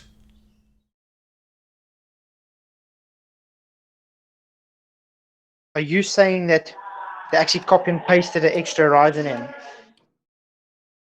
So, Brenda, do you No, just I'm disagree saying with that- all the other Globers that have actually conceded that the horizon is behind those platforms? Like, are you just different? It Do is you have a not. different type of is eyesight not. or something? No, I'm I'm confused. agreeing with Blue Marble Science that the horizon is in front of the platform. No, that's not what Blue Oh, so Marble he's just says. as delusional Hold as on, you. That's hold on, what you're I just- saying. Thanks. Hold on. I just watched Blue Marble, and he's claiming the reason the horizon's behind the oil platforms is because of refraction. That's what Blue Marble's saying. Yes. Oh, Sorry, so he's so you don't- justifying. Hold on. So Blue Marble's not saying it's in front of the horizon, the oil platforms. He's justifying why it's behind with refraction.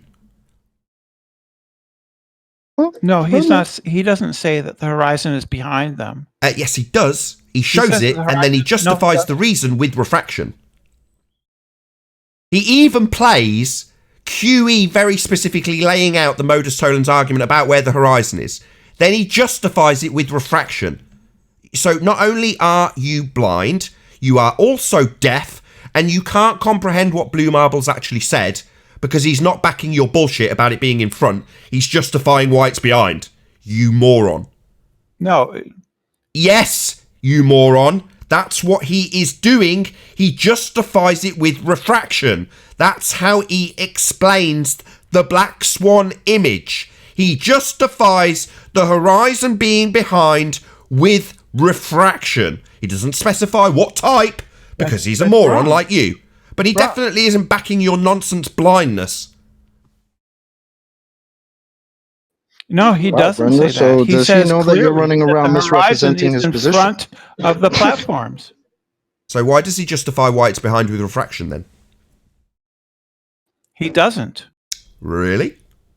You just aren't keeping up to date with your alma mater of blue marble retard who thinks a pipe is not a container. In this instance, he's told all the Muppets that go and watch him, refraction is the solution, and then you get people like Dark Star here, and we ask what type of refraction, and they tell us bendy crane refraction, because they don't know how to extrapolate on his explanation for why the horizon's behind the platforms, which would be refraction, according to him. You're just wrong. Is a pipe... Oh, let's segue. Yeah. Let's talk about how retarded Blue Marble is for claiming a pipe's not a container. I've got a quote from him saying pipe is a container. Only today. A sealed I've got a quote container. from him today, Brenda. A sealed container. Sorry, I've got a quote. A sealed Is a container. pipe a So, sealed sealed container. Yeah. So a container then. It's not a sealed container. Sorry, though, so it's is it? definitely a container then. So Blue Marble, moron, So redneck it's not retard, is describing it as a gas pressure without a container, and you're saying, oh, it's definitely a container, it's just not sealed. So he's a moron when he says gas pressure without a container, as she decides that she's going to bully me while I make this summary. Yeah, can you stop bullying me, please, bully boy? Can you stop bullying me, please? Bully boy, bully boy, bully boy. Bully boy. Demanded that. Bully boy. Can you try and listen, bully boy, rather than interrupting me? Thanks, bully boy. So when Blue Marble says he's got a demonstration of gas pressure, and in his own title, I quote, without a container, you're saying it's definitely a container. He's a moron, he's wrong. It's just not sealed. So it's definitely a container then. He's just completely retarded when he thinks a pipe is a demonstration of gas pressure without a container. That would be fundamentally retarded on his part, wouldn't it, Brenda? Because it's definitely a container, by your own admission, it's just not sealed. Definitely a container, though. Contrary to his claim that it's a demonstration of gas pressure without a container. What an idiot. So you agree that it's not a sealed container?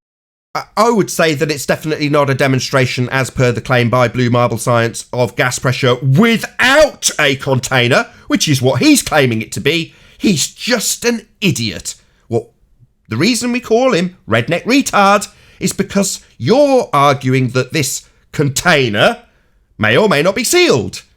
Now, that would make it a container, though, wouldn't it, Brenda? And his claim is he's got a demonstration of gas pressure without a container. But he was just responding to your demand for an open container. Sorry, gas pressure without a container is asked on consistent shows over and over again. Any demonstration of gas pressure without a container. So he's labelled his video gas pressure without a container. And he's got a container in it. Right. You're now arguing about whether or not it's sealed. Well, he's claiming to have a demonstration of gas pressure without a container. No. He's just mentally retarded. He has you, in your own words, saying that it has to be a sealed container. So he hasn't got a demonstration of gas pressure without a container, then. He's got a demonstration of gas pressure with a container, just not sealed. So he's lied to his audience, then, with his title. Lied. No, you're lying. Oh, I'm a liar, am I? Because I'm telling my audience I can demonstrate gas pressure without a container when I show them a container that's not sealed. That would be me lying, would it? No, it'd be, you're lying. No, it would be Redneck Retard lying to his audience at a fundamental level, being retarded and not recognising that a pipe is absolutely a container. That just makes him stupid. He already had a gas pressure gradient within the... you don't understand anything, but before he started. You're the one, and we have... Yeah, shut up. I don't understand anything. What a cheeky bitch. Yeah, I understand what a container is. A pipe's a container. Your alma mater redneck retard doesn't. He's stupid. And with that, I'll say if you're watching this on the Nathan Oakley Nathan Oakley premiering stream, then stay tuned as there will be an after show to follow. Unfortunately, if you're watching this live on the Nathan Oakley 1980 channel, this is where we bid you farewell. A huge, massive, enormous thank you to all of you who smashed the super chat, liked, commented, shared, subscribed, and all that good stuff.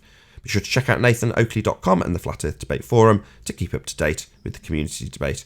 Another massive thank you to all of today's Discord and G Plus panels for making this live show possible. Once again, stay tuned if you're watching on the premiering stream. I've been Nathan Oakley, and I'll see you all in the next video. Oh, what a day! What a lovely day!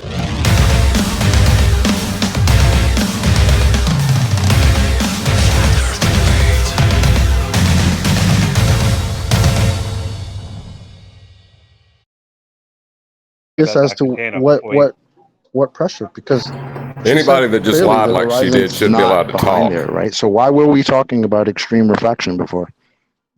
That's a little funny, isn't it? What segue? What do you think extreme refraction would be? Sorry, Nathan.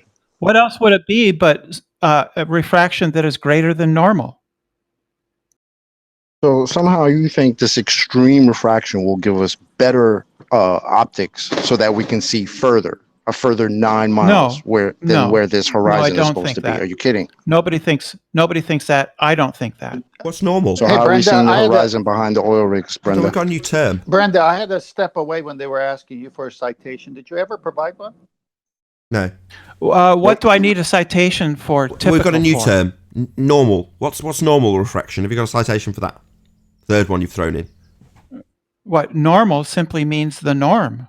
Yeah. And what is normal refraction? Again, like with extreme, I don't need you to define what the word normal means. I need you to define what normal refraction is. A normal refraction would be any refraction that's out of the ordinary. Citation, please, for normal. Why do I have to cite that? I don't have to cite that. Because you've claimed it. Because you've claimed it. You've said that extreme is more than normal. So we haven't had a definition or a citation for what extreme is, and now we haven't got a citation or an understanding or a citation for what normal refraction is. You're just throwing it out there. So I'd like a citation for what you think normal refraction is, so we can study what you are now claiming is normal refraction. Because my understanding, Brenda, I haven't finished. I can do that. Bully boy, I haven't finished. Stop bullying me, please, bully boy. I haven't finished. My understanding from the sphere side of this argument is that they have something called standard refraction. Correct me if I'm wrong, normal and standard would be similes. So standard refraction, according to globe worshipping zealots who reify a sphere with an R value, would be 7/6 of that R value, automatically assuming geometry, automatically assuming a physical sphere edge based on that geometry, and then utilising the geometry of the R value to bend light in the mathematical geometrical model. So your normal might not be normal, but we'd need to clarify that by agreeing on terms, and the way we do that is by you fucking citing it. So either you cite it, or you just throw shit out and claim it's normal, like refraction. Apparently that's normal, but we haven't got a citation to back what you're claiming. So that's what I'd like. Either you shut the fuck up about what you throw out into the realms of this debate as normal. Yeah, you don't know much about what normality is, Brenda, I assure you of that. But we'd like you to cite what you think normal refraction is. Please, citation. Oh, sure. Sure. Normal refraction would be the kind of refraction. Do you not understand, after I've already told you, you fucking retard, that I want you to post it in live stream? So I've got a name of the source, the exact part of the source that you're going to be citing from, and we will read it with you. Don't pluck it out your ass for the third time. Cite it in live stream so we can read it with you. How much slower do I need to say this? This is just what words mean, Nathan. Yeah, and we'll decide that. Means typical. Yeah, we'll decide that when we read the words. When we read them off the citation, we'll decide what they mean, and we'll discuss the semantics of the words being used, and we'll pull them apart too. But we can only do that after we've had a citation from you, the one making the claim, about what normal refraction is. Let me just ask you this, Brenda, without you citing anything. Would I be correct in my assumption that your normal refraction will be a mathematical derivative using an R value? It would simply be the amount of refraction that is seen under typical atmospheric conditions. And That's are those all. typical atmospheric conditions based on the geometry of an Earth with a radius value or not? They would be based on the local conditions. So normal refraction in one part of the Earth might be different under another part of the Earth, where weather conditions are different from the other part. So one would be normal and one wouldn't. No, they would both be normal. Well, they can't both be normal. If it's normal to have some sort of condition and then somewhere else it's different, then it's obviously not the same and therefore can't both be normal, you complete fucking tard. So you're not going to define what normal is, you're just going to say that a differing weather situation in some other location is also going to be classified by you, without citation, as normal. Yet we don't accept this standard of differing conditions in different locations as both being normal because it's complete nonsense. So I'd prefer you now shut up. So the normal refraction that you Shut see up in, about say, normal. You don't know what normal might is. be different Don't than talk what you to see. me about normal, you retard. You don't know what normal is. You've just told us, in your stupid mind, that normal is two different weathering conditions in two different locations. Well, both aren't the same, therefore both can't be normal, you utter fuckwit. You done? Yeah, Brenda, you're not normal. You see a horizon. You don't see a horizon where everyone else does. So I don't understand your problem. Apparently, you seem to be delusional. Yeah, I don't want to talk to her anymore. She's raising my blood pressure too much. I can't be arsed dealing with her constant bullshitting and making up terms, not citing them, and then defining them herself as being differing conditions, both normal. Just idiotic at the highest level. Brenda had enough time to cite whatever Brenda was going to be using and didn't, so you did the right thing. I was getting tired of it. Well, we can kick the intelligence up a notch and say hello to life is short. What's up, Chad? Hey guys, how's it going? Hey Nathan, I just wanted to say hi and thanks for posting the link to the vid. I just wanted to reiterate, I think it's important information and hope everyone watches it and gives me some good feedback and all that stuff. So thanks again. My pleasure. I'll be posting it everywhere. I've shared the hell out of it already. Just a cracking video, you know. Yeah. So kudos to you. The thought process behind it was I've been trying to find the situation where I had a flat surface, because you know, in hallways and all these man-made places that we go to, like with these flashlight observations, the counter argument has always been that, well, it's uneven, it's a curved floor, it's always, you know, a physical thing that's causing this. So I was able to pinpoint a location that was, it's all in the video if people can watch it, but essentially I think you've articulated the problem well. They've pinpointed a horizon to a physical geometric location that cannot be altered, and we are coming up with a ton of footage that shows the horizon either being too far away or being too near, and none of it comporting to this geometric shape.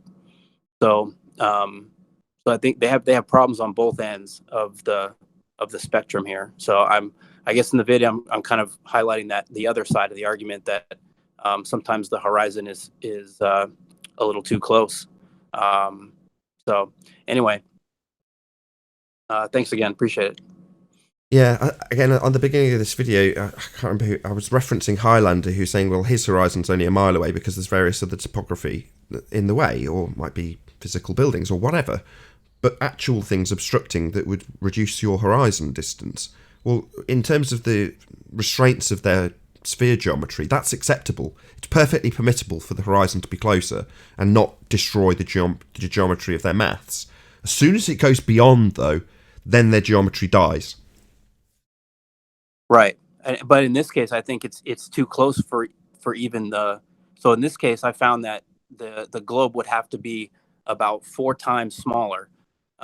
If you were going to use the argument that physical obstruction from bottom first is caused by physical obstruction, so they have problems on both ends of the argument. I misunderstood what you meant the first time. Yes, okay, you did clarify that. Because you're doing the test over a perfectly mill pond flat lake, you've essentially you've ignored the bit that I've used, that Highlander used, which is the disclaimer of other things in the fray that could reduce your horizon distance. Whereas what you're saying is, when you've got an unimpeded view, then you could reduce the horizon distance over a flat surface.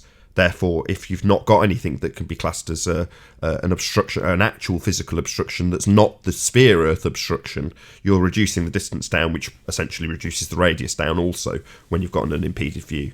Yeah, I just misunderstood. Right, yeah, if you're going to use that argument. In this case, though, if you go to their Earth curve calculators, you only find a bulge height of like a millimeter, 0.3 millimeter. I mean, it's essentially flat, right, for all intents and purposes. So why am I getting 2.5 inches of obstruction?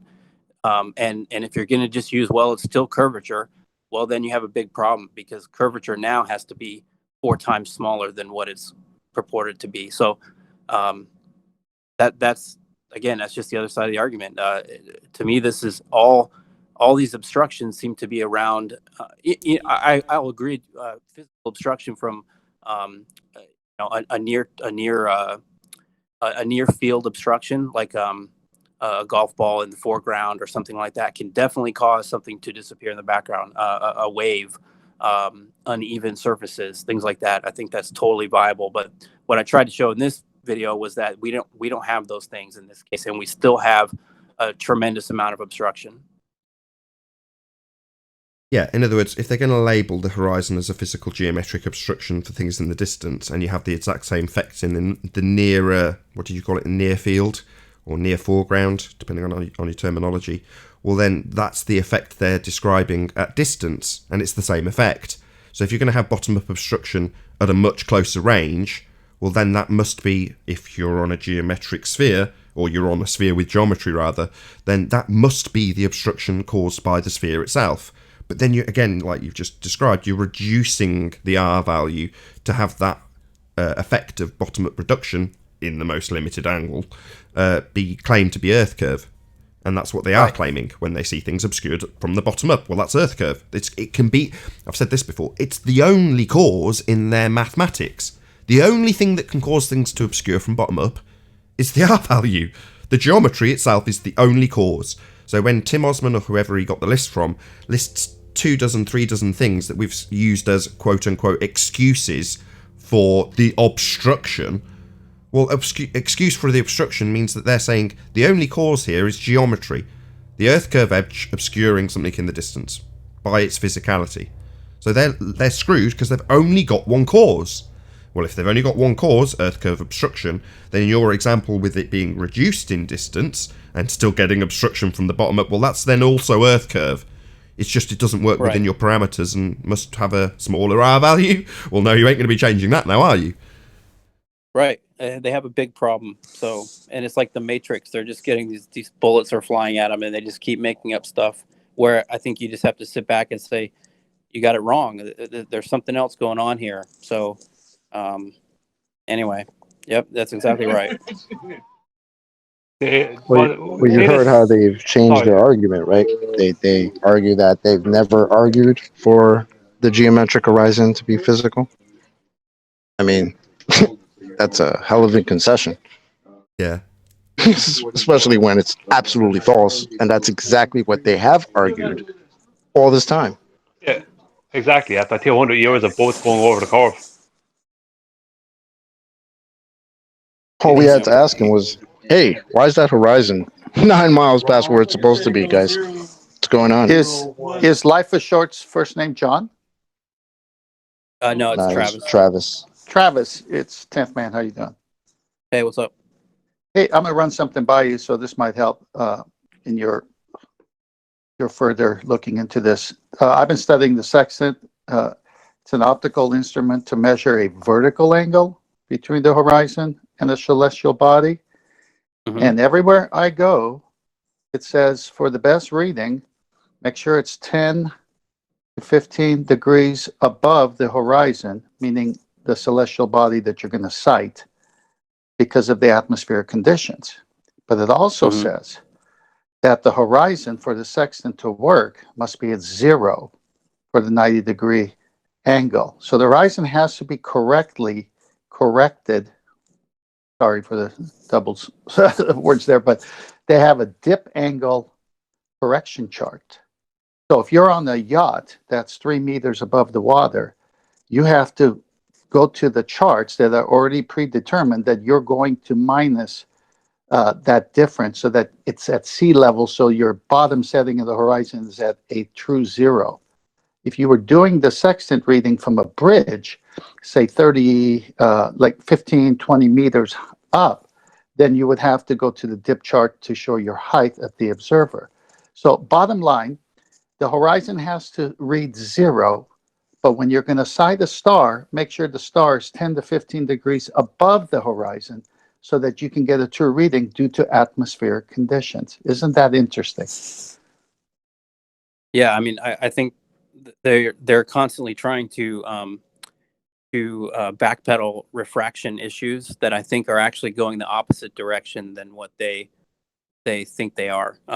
So terrestrial refraction, if you are going to call it anything standard, I think it actually bends the opposite way than what they say it does.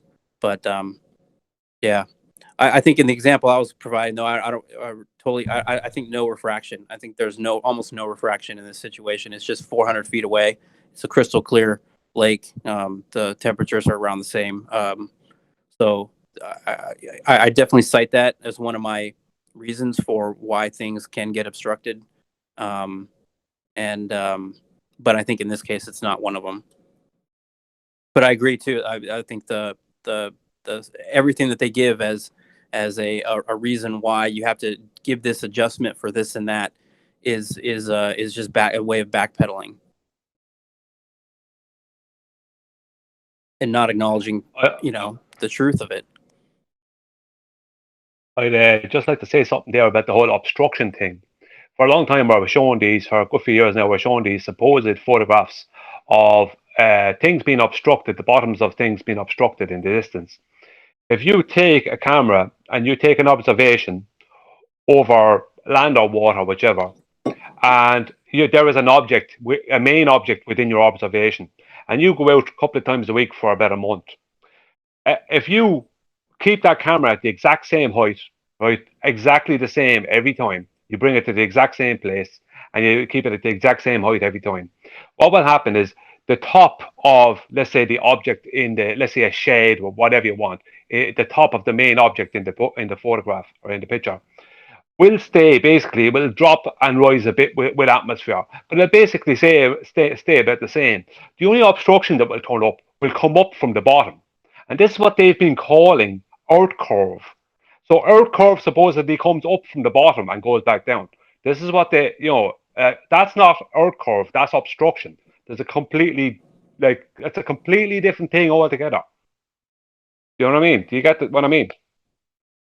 Yeah, all you have to do is show that Skunk Bay time lapse, and everything falls apart for long distance photography and videography. It shows tremendous amount of compression and rarefaction and sinking and rising and who knows where the baseline really is. Yeah, I agree. I think time lapses are the way to go. If people want to really figure out what's going on, they'll realize that there's not a good answer for this. But yeah, but that's still just that's brilliant, right? The Skunk Bay is brilliant, but that's just a 1 day video. I'm just talking about a photograph, a couple of times a week from the same place with the same camera height over the course of a month with one main object in the center of that observation. But what will happen is the only obstruction will turn up there that they would call Earth curve will come up from the bottom. Nothing is going to be if you were on a sphere, then nothing should come up from the bottom. Everything should be dropping away from underneath. Everything should be dropping away from the underneath down. That's the way it has to happen. It doesn't come up. The only thing, when they claim lumen and all this other nonsense, that I don't believe, I have yet to see any evidence things exists at all. the whole thing about looming is they're claiming looming is happening, right? When we can see too far, they're claiming looming. That means everything came up into a basic horizontal, right? But when they claim Earth curve, something comes up as well to obstruct. So everything is coming up. Nothing is just like looming is we're looking in a straight line and we can see everything. They claim looming, right? Right, even though I know there's the whole horizon issue, but that's what they claim. But when they claim Earth curve, then there's also an obstruction coming up from the bottom. That's not possible on a sphere. Everything has to be dropping away on a sphere. So it's impossible. Like what they're saying, what they claim, these things they claim as Earth curve, right? Which is just an obstruction that's coming up from the bottom. Could be anything. Could be shoaling. Could be swell height. Could be atmospheric stuff. Whatever, on the day. But the thing about it is that if you measure that center object in your photo, whichever one you choose, you measure that. And okay, with sinking, with stooping and towering, there might be some issues there. It depends on the weather and the time of year you do it. But in general, that will stay around. The top will stay around the same height, and you can measure the same all the time in your photographs. The only thing that will change is the bottom. But that's not possible on a sphere. Everything has to go away from the bottom. Their claim of looming is that everything is coming up from underneath, from behind a supposed geometric horizon and showing us on a horizontal. Everything perfect. So the opposite from that would be everything goes back down, but that's not what happens. We still get, but their version of our curve is still stuff still come up from the bottom. So everything is coming up from the bottom. You know what I mean? That's not our curve. Our curve is things go back, things go down. You understand what I mean? I think refraction is that's probably going to be the next thing. And going to 10th Man's point about the sextant, I think maybe doing a deeper dive on Edlin-Sedor and the modified Edlin-Sedor formula and where those numbers come from for refraction and how light is affected by pressure and temperature and various things, and maybe taking a second look at that, because in my opinion, I think they've overestimated the contribution of pressure, but I'd like to look at that next. And to me, that's kind of more like an Appendix B or something like that to look at, because the three reasons that I can come up with for obstruction, bottom first, are one, just think of it as diffraction limit or a damping effect of light, is just the information loss across the horizon distance that you have, dependent on your distance to a tangible surface. And that goes along for a wall or a ceiling, or in this case, a floor. And the second reason would be refraction issues, mainly sinking, which is upward refraction. And then the final reason would be small obstructions in the foreground, like small waves or things along the ground, uneven surfaces that pop up in your field of view and can obstruct things that are getting smaller with distance. So I think any one of those three reasons can cause the things that they're always citing as just a plain geometric physical obstruction in front of your eye as you're leaning backward and the object is tilting away from you. So not any of the other myriad of reasons that it more likely is. So that may be something that I'm looking at next, but that'll probably take a little bit of time because that's a little bit more in depth, and it's probably going to be something that's a little bit more harder to figure out, because you kind of need your own lab to be able to run those tests yourself, and really, altering pressure and temperature and seeing how light bends differently is quite the undertaking. So I think it would have to be done more as a retrospective review than any kind of prospective look at something. I think even if you did do it in a lab, you'd get limited results. If you think about what they do in the fish tank with the sugar gradient, well, they're getting, it is an effect, but it's not exactly that dramatic. Yeah, they're getting it to move a little bit, they're getting the light to bend a bit, but they're having to push things to the absolute extreme and even change the medium completely to water to achieve it. So even under lab conditions, are you going to be really able to change that much just by adding a bit more pressure if you're going to keep it analogous to what we'd get in the weather as we generally observe it? I just don't think. I think what you'll end up showing is what Anthony fights for, which is the effects are going to be negligible. Yeah, I would agree with that. I would agree too. I don't understand how they can take the jump of laboratory findings and put it to some observation across, 20 miles of water, where pressure and temperature are varying all over the place, and several other factors, density, everything. It just doesn't seem viable that they can come up with a reasonable explanation for where that object actually is, Well, not just far that. away. The addition of non-stop downward refraction at the rate of 7/6 of the presupposed R value, that's a pretty big claim. That's why I quizzed Brenda earlier on what do you think is normal? Because light bending at 7/6 R is anything but normal. The amount of transitions it would have to take to achieve that and come out at the other end when we see it as being perfectly proportioned as we see things, it's preposterous to say the least. Standard refraction, otherwise known as terrestrial refraction, is an absolutely preposterous notion. I've asked numerous, and I know you've asked. Everyone's asked this numerous times. Where do you get this 7/6? What's your rationale for this number? Where did you come up with this number? And you'll never find a good Andrew answer Thomas on it. Young. Andrew. You'll find the 14%. Young. That's where they got it. He's the arbiter of terrestrial refraction, is he? Yes. Did not know that.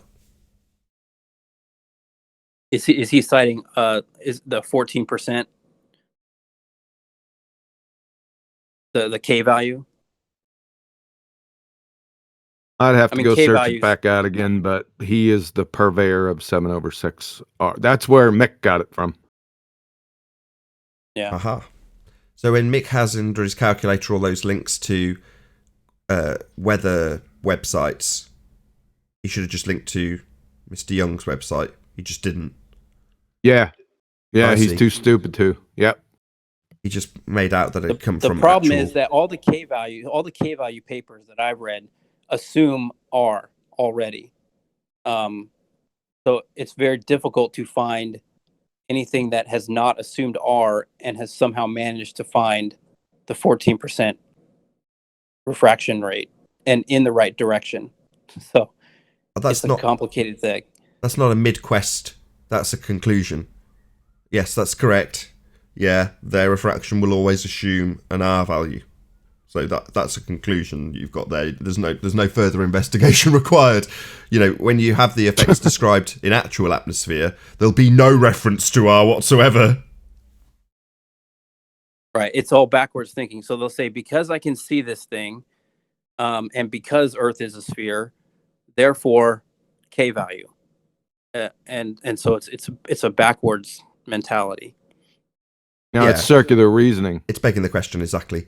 When they explain it like you could call it an affirming the consequent, but it's hard. It's circular reasoning. It's begging the question fallacy. If Earth is a sphere, therefore whatever I claim refraction does, because Earth's a sphere. Well, that's circular reasoning. Yeah. Even 7/6R only takes an inch off of the 8 inches per mile squared formula. It's really negligible. It goes down to like 6.87 inches. Even with 7/6R, the horizon shouldn't be more than 3 miles out with the black swan. Yeah, based on the Well, geometry. it makes it further out. I think it's 0.66 feet per. It depends on your observer height too. But I think I came out at one point. I think it was like 0.55 inches per mile squared would be the 7/6R radius of Earth. But it depends on your observer height too. It doesn't matter. It's all bunk. So, but the reason that would be the case would be because it wouldn't be curving as much because it's the atmosphere, so it's above the ground. The ground will be at 8 inches or 7.95 whatever inches per mile squared, but the atmosphere would be a bigger. If the atmosphere was around a ball, if you had atmosphere around a ball, then the atmosphere is making a bigger circle than the ball. No. So there'd be less. Would that be not big? Would I be incorrect there? Yeah, because you couldn't. Yeah, it's a bigger Earth. Well, you're correct in your description, but you're incorrect in terms of your terminology. So you're conflating terms. So 7/6R is a function of the geometry, not the atmosphere. It's just part of the mathematics in their geometric calculation. It's nothing to do with atmosphere. Literally, it's maths. So when people start... I just want to get to the point. Hold on, Brian. So when you start talking about what 7/6R would do in the atmosphere, you're extrapolating out their geometric abortion into reality for them. Well, no, 7/6R is not atmosphere. It's mathematics. But what I was kind of saying was that because in their belief, that would mean that the atmosphere would be going around the outside of a sphere of 3959 radius. Yeah. So that would mean that the atmosphere would be a bigger circle than the sphere itself. That's kind of where I was going. Yeah, well, that's what they're now. But I understand what you mean. Yeah, they're now conflating that as being the second horizon. But ultimately, the entire model's governed by the only horizon we experience because we only have one horizon. And their horizon, a la the model, regardless if they bend light for the objects you're viewing, is based on the geometry and the obstruction thereof. So the obstruction in their model is a geometric obstruction, regardless of what they bend the light around that obstruction with, at the rate of the obstruction's assumption to begin with, which is the R value. So as soon as you, like with Rumpus yesterday, get them on the actual vibe that they're supposed to be on, which is their first starting premise is geometry, and they don't have a geometric horizon, their entire model fails. Them bending a light around the geometric model with a mathematical equation that utilises the geometry won't change what the obstruction is in the model. It's still a geometric horizon because it's a geometric model. So they're never going to get away from it. They can't get away from it. It's a necessity. And when you translate that explanation about the maths into reality, you end up with the horizon having a necessity to be the leading edge of the sphere. Obviously exampled by boats going over it, obscuring things in the distance and bending at altitude. That's what it physically is, based on their assumption of geometry for that position. Now, them denying it doesn't change what their maths is. Geometric maths. I put the link for the 7/6R. Hold on. I put the link for the 7/6R in Master B from Andrew Thomas Young. Thanks, John. I'll look at it. But I think the other assumption too in 7/6R is just the direction of the light bending itself. So there's two assumptions: one, that Earth's a sphere, and two, that light always bends downward. There's another assumption in there too. That is this ray tracing. That's a big problem. They got big problems with ray tracing. You know why? Yeah, because light isn't rays. Because the rays don't exist in reality. From Andrew Thomas Young. Some people have worried about how to apply the refraction law to such a horizontal ray of light because it does not cross any horizontal boundaries between denser and less dense air in a stratified atmosphere. In general, the curvature of the ray is different from the curvature of the Earth's surface, but here we are only concerned with rays that bend just enough to follow the curve of the Earth. The simplest solution to the horizontal ray paradox. I've challenged many people with this. Horizontal ray paradox is to remind ourselves that rays are an unrealistic mental construct. In reality, we always have a beam of light. Infinitely narrow rays don't really exist. End of citation. Kaboom. So that essentially demolishes the claim of 7/6R, which is based on ray tracing, because we don't have rays. This conceptualization has been reified. Yeah, I would agree with that. I'll put that. You know, it has to go too with how do we even gather this information that we interpret as perspective, and that to me is a huge question I have. Why is it that we interpret the world the way we do? And I don't know that that's an answerable question, but that's another assumption that they put in there. Well, you're doing a pretty good job. I put it in master. Thank you. I've got it. Calculating ray bending. I put it in master. Oh, goodness. I'm just saying yes, I've put it up on screen. I put that in Master B also.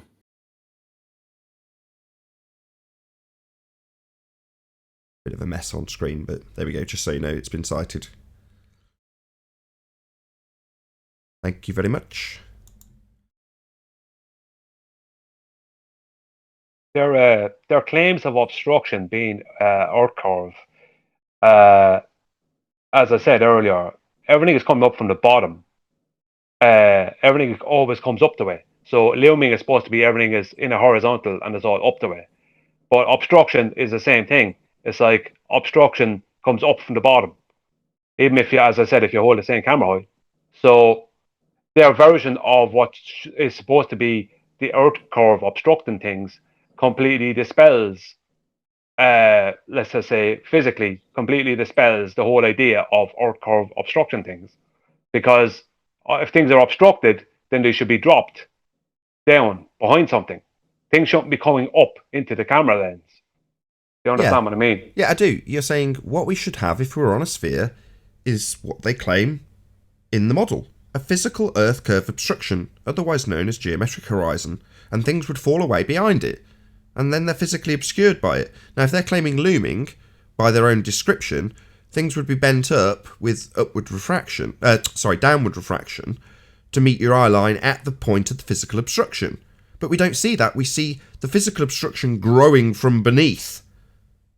Well, that's completely contrary to how the geometry and physical obstruction would actually operate if it was a physical geometric obstruction. It just isn't. The horizon's moving. It's not an actual location. It doesn't have a postcode. It's apparent. All of these redundant terms we're using are defined in the very word horizon. Exactly. Black Swan.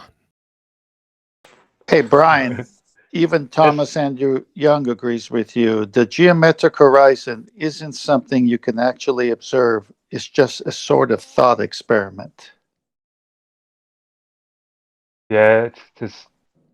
No, you have to be able to observe it. No. You have to be able to observe it because it's geometric. Yes, but this is the double speak. This is the other side of what he says. By the inverse square law, the light wouldn't be able to excite the sensor on your eye after a while anyway. It's got to be concentrated enough and strong enough to excite the sensors on your eye in the theory as it is. They make it sound like rays of light travel and hit the sensor of your eye. By the inverse square law, after a while, it wouldn't be strong enough to stimulate it. Well, that's my point too about how are we even interpreting this information really? Is that really known at this point? I'm not sure that it really is in depth. So. Well, in the current theory, rays of light hit your eye, but Royal Rife implied that there's another way that you see by resonance. You see resonant frequencies that excite the eye, make it vibrate, resonate, and then your mind forms an image. There may be other theories as to how sensation is formed in the brain and the eye. No, I'm fully aware. I'm just saying I don't know that any of those things have been fully metered out, proven out that that's what happens and that's what it is. So trust me, I know all about the eye. What I'm getting from what Brian is saying is what we've all believed to be the true nature of our Earth. All the effects of refraction, the 5 effects that John had posted up for the Black Swan, they are using perspective and what happens over a flat surface and reifying that it's coming from the other side of a bent globe surface. But these things happen naturally over long distance, and the low degree sight, that's why the sextant angle is used, is they are reifying it and saying we live on the globe, when actually these refractions could only happen over a flat surface.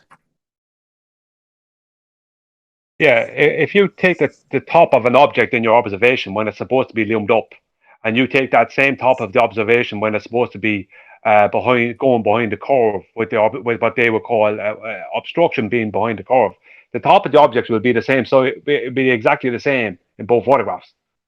You know what I mean? All the stuff changes what's happening at the bottom. There's no change at the top. The top of the object will be the same. You know, once you have the same camera height, whatever else, all that stuff, the top of the object will be the same. So what they need is for things to be going. Let's say if they're supposedly gone over the curve, then they have to be lower. But they're not. They're going to be the exact same. The only difference is that on one day you'll see the whole lot clearly, and another day there'll be obstruction at the bottom.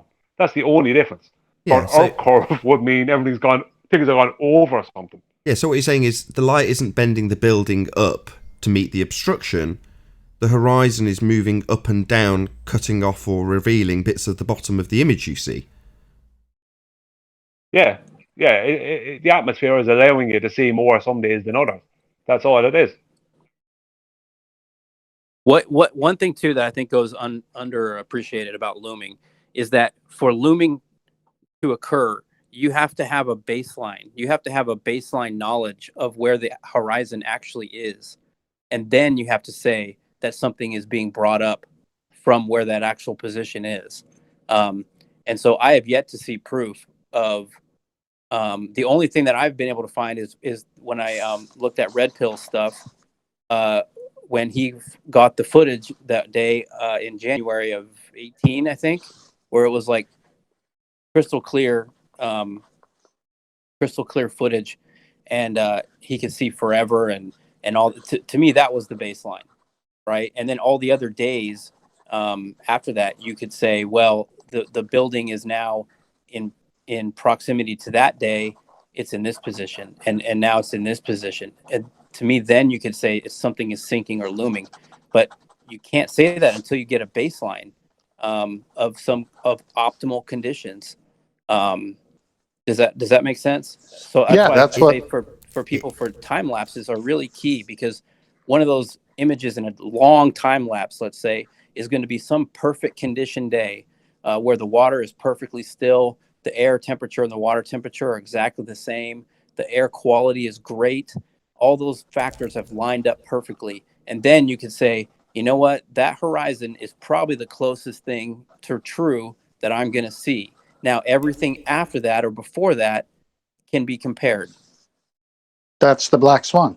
Yeah, what he's describing is a black swan. I mean, you might get it in slightly worse conditions, but yes, you're right. You've got the perfect conditions to see further, and therefore you'll see further. There'll be less of an atmospheric or a physical obstruction if it's over water and you've got a particularly nasty rough day, or any number of other things. But at that point you're saying, well, that's the baseline. The problem is that you could qualify that, and you have, and you did with Red Pill's video. You got all of the data to show what the conditions were on the day and all the temperatures, but they would say that's your standard day, your standard refraction day. In other words, you've only got the normal amount of looming that you would expect for the given circumstances on that day when you assume an R value and convert what we're now calling real world atmosphere or real world obstruction waves. They translate that into geometric Earth curve obstruction with the light of the building being bent back up to bring it into view at a standard rate. So their standard and our standard are very, very different in terms of what they claim. I would the agree with day that. is. The only issue I think with that one though was they had to claim super looming, for it to make sense. So they have to keep coming up with the reason. I agree. They backpedal. We're talking at cross purposes. When you say that's the baseline, that is our baseline, to make it more explicit. What earlier on this show, Brenda's saying a standard condition is presuming that you've got 7/6 hour refraction, bending light at the rate of the Earth in a standard way. So what you're calling a baseline, they wouldn't agree with. That's what I'm trying to say. Yeah, but he said super looming, and she said extreme refraction. Listen, placing adjectives in front of what you're trying to define doesn't define it. So super looming, what's that? It's what they Citation, say please. it is. It's whatever they say it is on that day. Yeah, to make no, if you one have of them to define super looming. extreme downward refraction. No, I need citation for super looming specifically. I don't think it exists. I think it's a made-up term. I don't. Yeah, it is. Exactly. Yeah, they just make it up. And like with Dean and like with Brenda today, when you say, well, let's have a citation, they say, okay, well, the citation says blah, blah, blah, blah, blah, blah, blah. And you go, well, no, we want to read it with you. And then they start asking why we would want the citation that they're claiming to be reading from, or what it says, it being the citation, says. And you're like, well, you haven't given us anything. You've just made it up. Well, do you not know how extreme it is? It's like, what, are you going to just now describe the adjective? If one of them starts saying super looming, what they have to do is actually prove looming is real. Because can find no evidence that it's a real thing, simply because looming is based on a radius. They need a geometric horizon for looming to happen. So they have to prove looming, super looming. You know, where that come from? They haven't proved looming in the first place. Don't forget super mega looming, because that's a thing too that Brumpus said. My God. But yeah, exactly. The super mega super looming. You know, you can make it up as you go along. They haven't proven looming in the first place. They haven't proven the geometric horizon, because that's what you need to have looming. You need a geometric horizon is a consistent horizon. It's a physical thing. It's a physical thing that's there. You have to prove a consistent geometric horizon before they can even talk about looming. Never mind super looming. So if they want to talk about super looming, they have to prove looming. Too late. To prove looming, they need. Sorry. It's too late. So you're saying, well, then what they need to now do is prove a physical geometric horizon. Well, that's obviously what we've been arguing about for the last 3 or 4 years, depending on how long you've been in this arena. But we've destroyed that. They can no longer ever again claim that the horizon's geometric, even though it's an absolute necessity for the geometric maths to have a geometric horizon. Well, they can't claim that anymore. So while you're saying, well, they've got to go and prove the geometry, well, how are they going to do that when we've taken it away from them now? It's a black swan scenario. Totally unexpected event from their point, where they now have to go back to the things they used to just pull out their ass and lie about them, paraphrase them, say, well, I would have included this. What, if you'd have known about this unforeseen black swan? Yeah, I'm sure you would have included that bullshit as well, but you didn't. Oh, I know. I totally agree. I totally agree. I mean, I know that. I understand that. I've been at since 2015. I've been at it. Like there is none of that. They can't prove it. But when they're saying something like super looming, well, right, it's stated that looming is a real thing. So prove looming. Super looming. They'll never be able to do it. Is my point. They'll never be able to prove looming. They can't. I said to Rumpus there recently, a few nights ago on Ranties. I said, if I stood back 100 feet from the crest of a very high hill, how long would I have to wait before things are loomed up?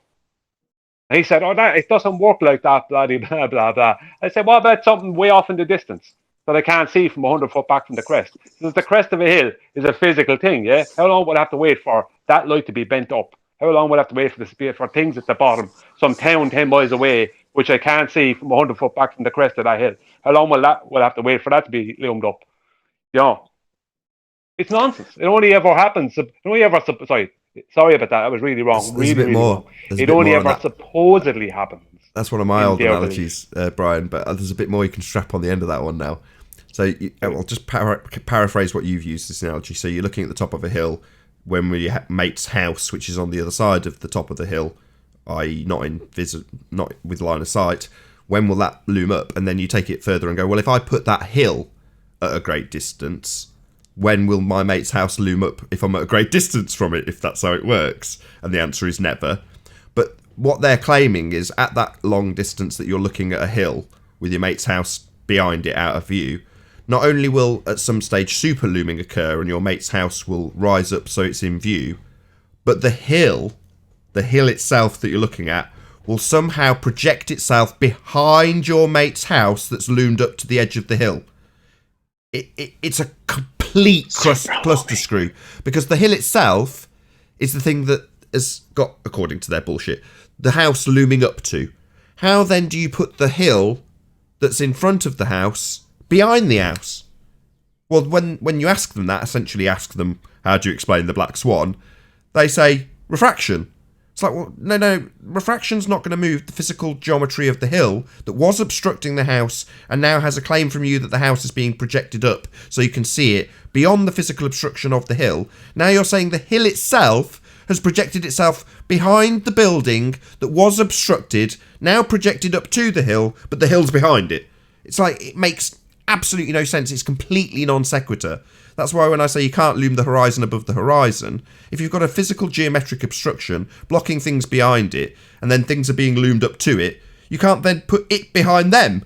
It makes no sense. In geometric terms, it's an absolute abortion. In reality, it's an absolute abortion as well. Because you've only got to describe it like you do with a physical actualisation of a hill rather than their earth curve reification, because it convolutes everyone's mind with all doublespeak and bullshit that surrounds a geometric horizon obstruction with boats going over it. As soon as you say hill and mate's house behind it, people can immediately conceptualise that. Right, I'm at the bottom of a hill, I'm looking at the top of it, I can see the lamppost at the top of the hill, I can see the bushes at the top of the hill, but I know my mate's house is the other side of that hill and I cannot see it. But if I go back a mile and look at the exact same hill, how long before my mate's house appears? And how long before the hill puts itself behind the house that's appeared? Like, this is so stupid. That's where the mega and the super mega refraction comes in. The super mega looming. That's the mega part. I got to run. But good discussion, and I think they got problems on both ends of their argument, right? They got obstruction when there shouldn't be, and they have no obstruction when there should be. And so I think they have a lot of issues. I think that black swan stuff is really good. Anyway, good talking to you guys as always. Thanks, Travis. It always is a pleasure. I'll plug your show when this goes out on the after show to the second channel audience. I'll make sure your video link goes out and hopefully you pick up a few subs. Yeah, perfect. All right, thanks, guys. Have a good one. Take care, Travis. Bye. I wonder how much if you've lived up on a very high hill all your life and you're living back from the crest of it, is there any chance that at any time anything at any distance was that you normally can't see was loomed up? I guarantee you talk to any 1 million people that have lived in that situation, and every 1 million of them will tell you, no, that never happened. Yeah, my folks every used to one live, of them. my folks used to live in on top of a very high hill in Shropshire, on the border of Wales, and you could see it a very long distance. And I can say from personal experience, no, that never happens. Some days are a bit clearer, and you can see a bit further, but at no point do things that are obscured by a hill in the distance make an appearance from behind the hill. Yes, it's absolute nonsense. I actually originally said to Rumpus, I used a photograph of Randy's 1 foot observation where it shows Barrow and Furness and this the big massive hill that's behind it. I said if I stood back from the crest of that hill by 100 foot, how long would I have to wait before Barrow and Furness is going to be loomed up? And he said, the angle of is too much. It would never happen like that. I said, but it happens for sorry. I really am really sorry about that. I twice have made that mistake. It supposedly happens for Randy's 1 foot observation. I said that all this stuff is loomed up 18 miles away, and that's only 1 foot. I mean, the angle of view is so tiny. You're telling me that even with that tiny angle of view, that's more or less on the sand, just above the water, that he's saying 18 miles away, including that hill. But yet nothing will be loomed up from the back. From the crest of the big hill over there. It's like he went into a bit of a spasm. Why is he talking about the angle? They only have one line in their geometric earth curve calculator that's drawn between target and observer. They're not doing angular measurements. The building that they're measuring at the other side of this geometric earth curve obstruction they think is the horizon is going to be given you in feet or meters. It's absolutely not going to be given with 2 lines drawn from the observer representing an angle to that particular target. They've only got 1 line, and the intersection point, the horizon that they think is geometric, is the earth curve edge that's hijacking perspective with its actual mathematics. Well, that's not an angle. Why is he talking about angles? You know what? Just thinking about it there. You know why they never added in angular size change. One of the main reasons they never added that into any of the curve calculators is because with angular size change, if you did have Earth curvature with angular size change, then things would be after disappearing before their actual size would allow. So all their Earth curvature is all based on how much of the actual size it would block. But in reality, with angular size change, things would have basically disappeared behind, or would have seemed from a frontal perspective, would have seemed to have disappeared behind the supposed Earth curve before it actually really did. Yeah. Because of angular size change. So they never added it in because they knew Anthony Riley covered this. So this is two plus, maybe even 3 years ago during the Isle of Man debates. Anthony called this the double dip effect, and we had to change the phraseology of the begging the question perspective omitting curve calculator to the begging the question proof of nothing perspective hijacking curve calculator, because what we realised when that conclusion that you've just drawn was put in, i.e. if they included the angular size reduction, things would physically disappear a hell of a lot quicker when they're going over Earth curve and getting smaller with distance. But then Ranty went and got a side-on view of the wind turbines versus a straight down the line view. And QE's conclusion when looking at it and studying it with us was these are the same effect. The perspective value's the same. So then you have Adam running a few numbers, and lo and behold, they're basically identical up to about 1,000 miles. So it's not that they've omitted perspective from the geometric Earth curve calculator's side-on view orthographic representation and bastardization with its whole numbers of feet and inches rather than an angular size. They've taken the angular size reduction at distance and called it Earth curvature. That's not that it's just not included.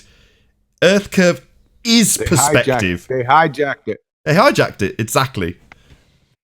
That's mine. It just seems like they've reverse engineered perspective and angular resolution limit and all of that into this Earth curve. It's kind of simple when you sit back and look at it. It's like it's a beautiful reverse engineering. Yeah, that makes it like, I mean, I know that they hijacked it. But I was just throwing in I didn't know if that point had been made before. I don't know if that point had been made before about the fact that with angular size change, things would disappear a lot faster with our curve. It's like You could spot it Sorry. in the doubles. That's all right. You can spot it in the double speak. I've got Andrew Thomas Young double speaking everything.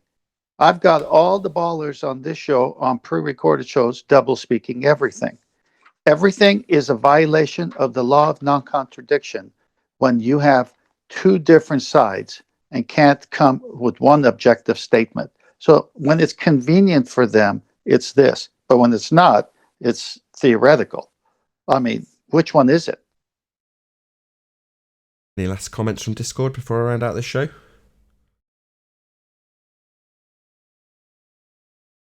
No. With that, I will say a huge, massive, enormous thank you to all of you who tuned in on the Nathan Oakley premiering stream for hopefully smashing the super chat, liking, commenting, sharing, subscribing, and all that good stuff. Be sure to check out nathanoakley.com and the Flat Earth Debate Forum to keep up to date with the community debate.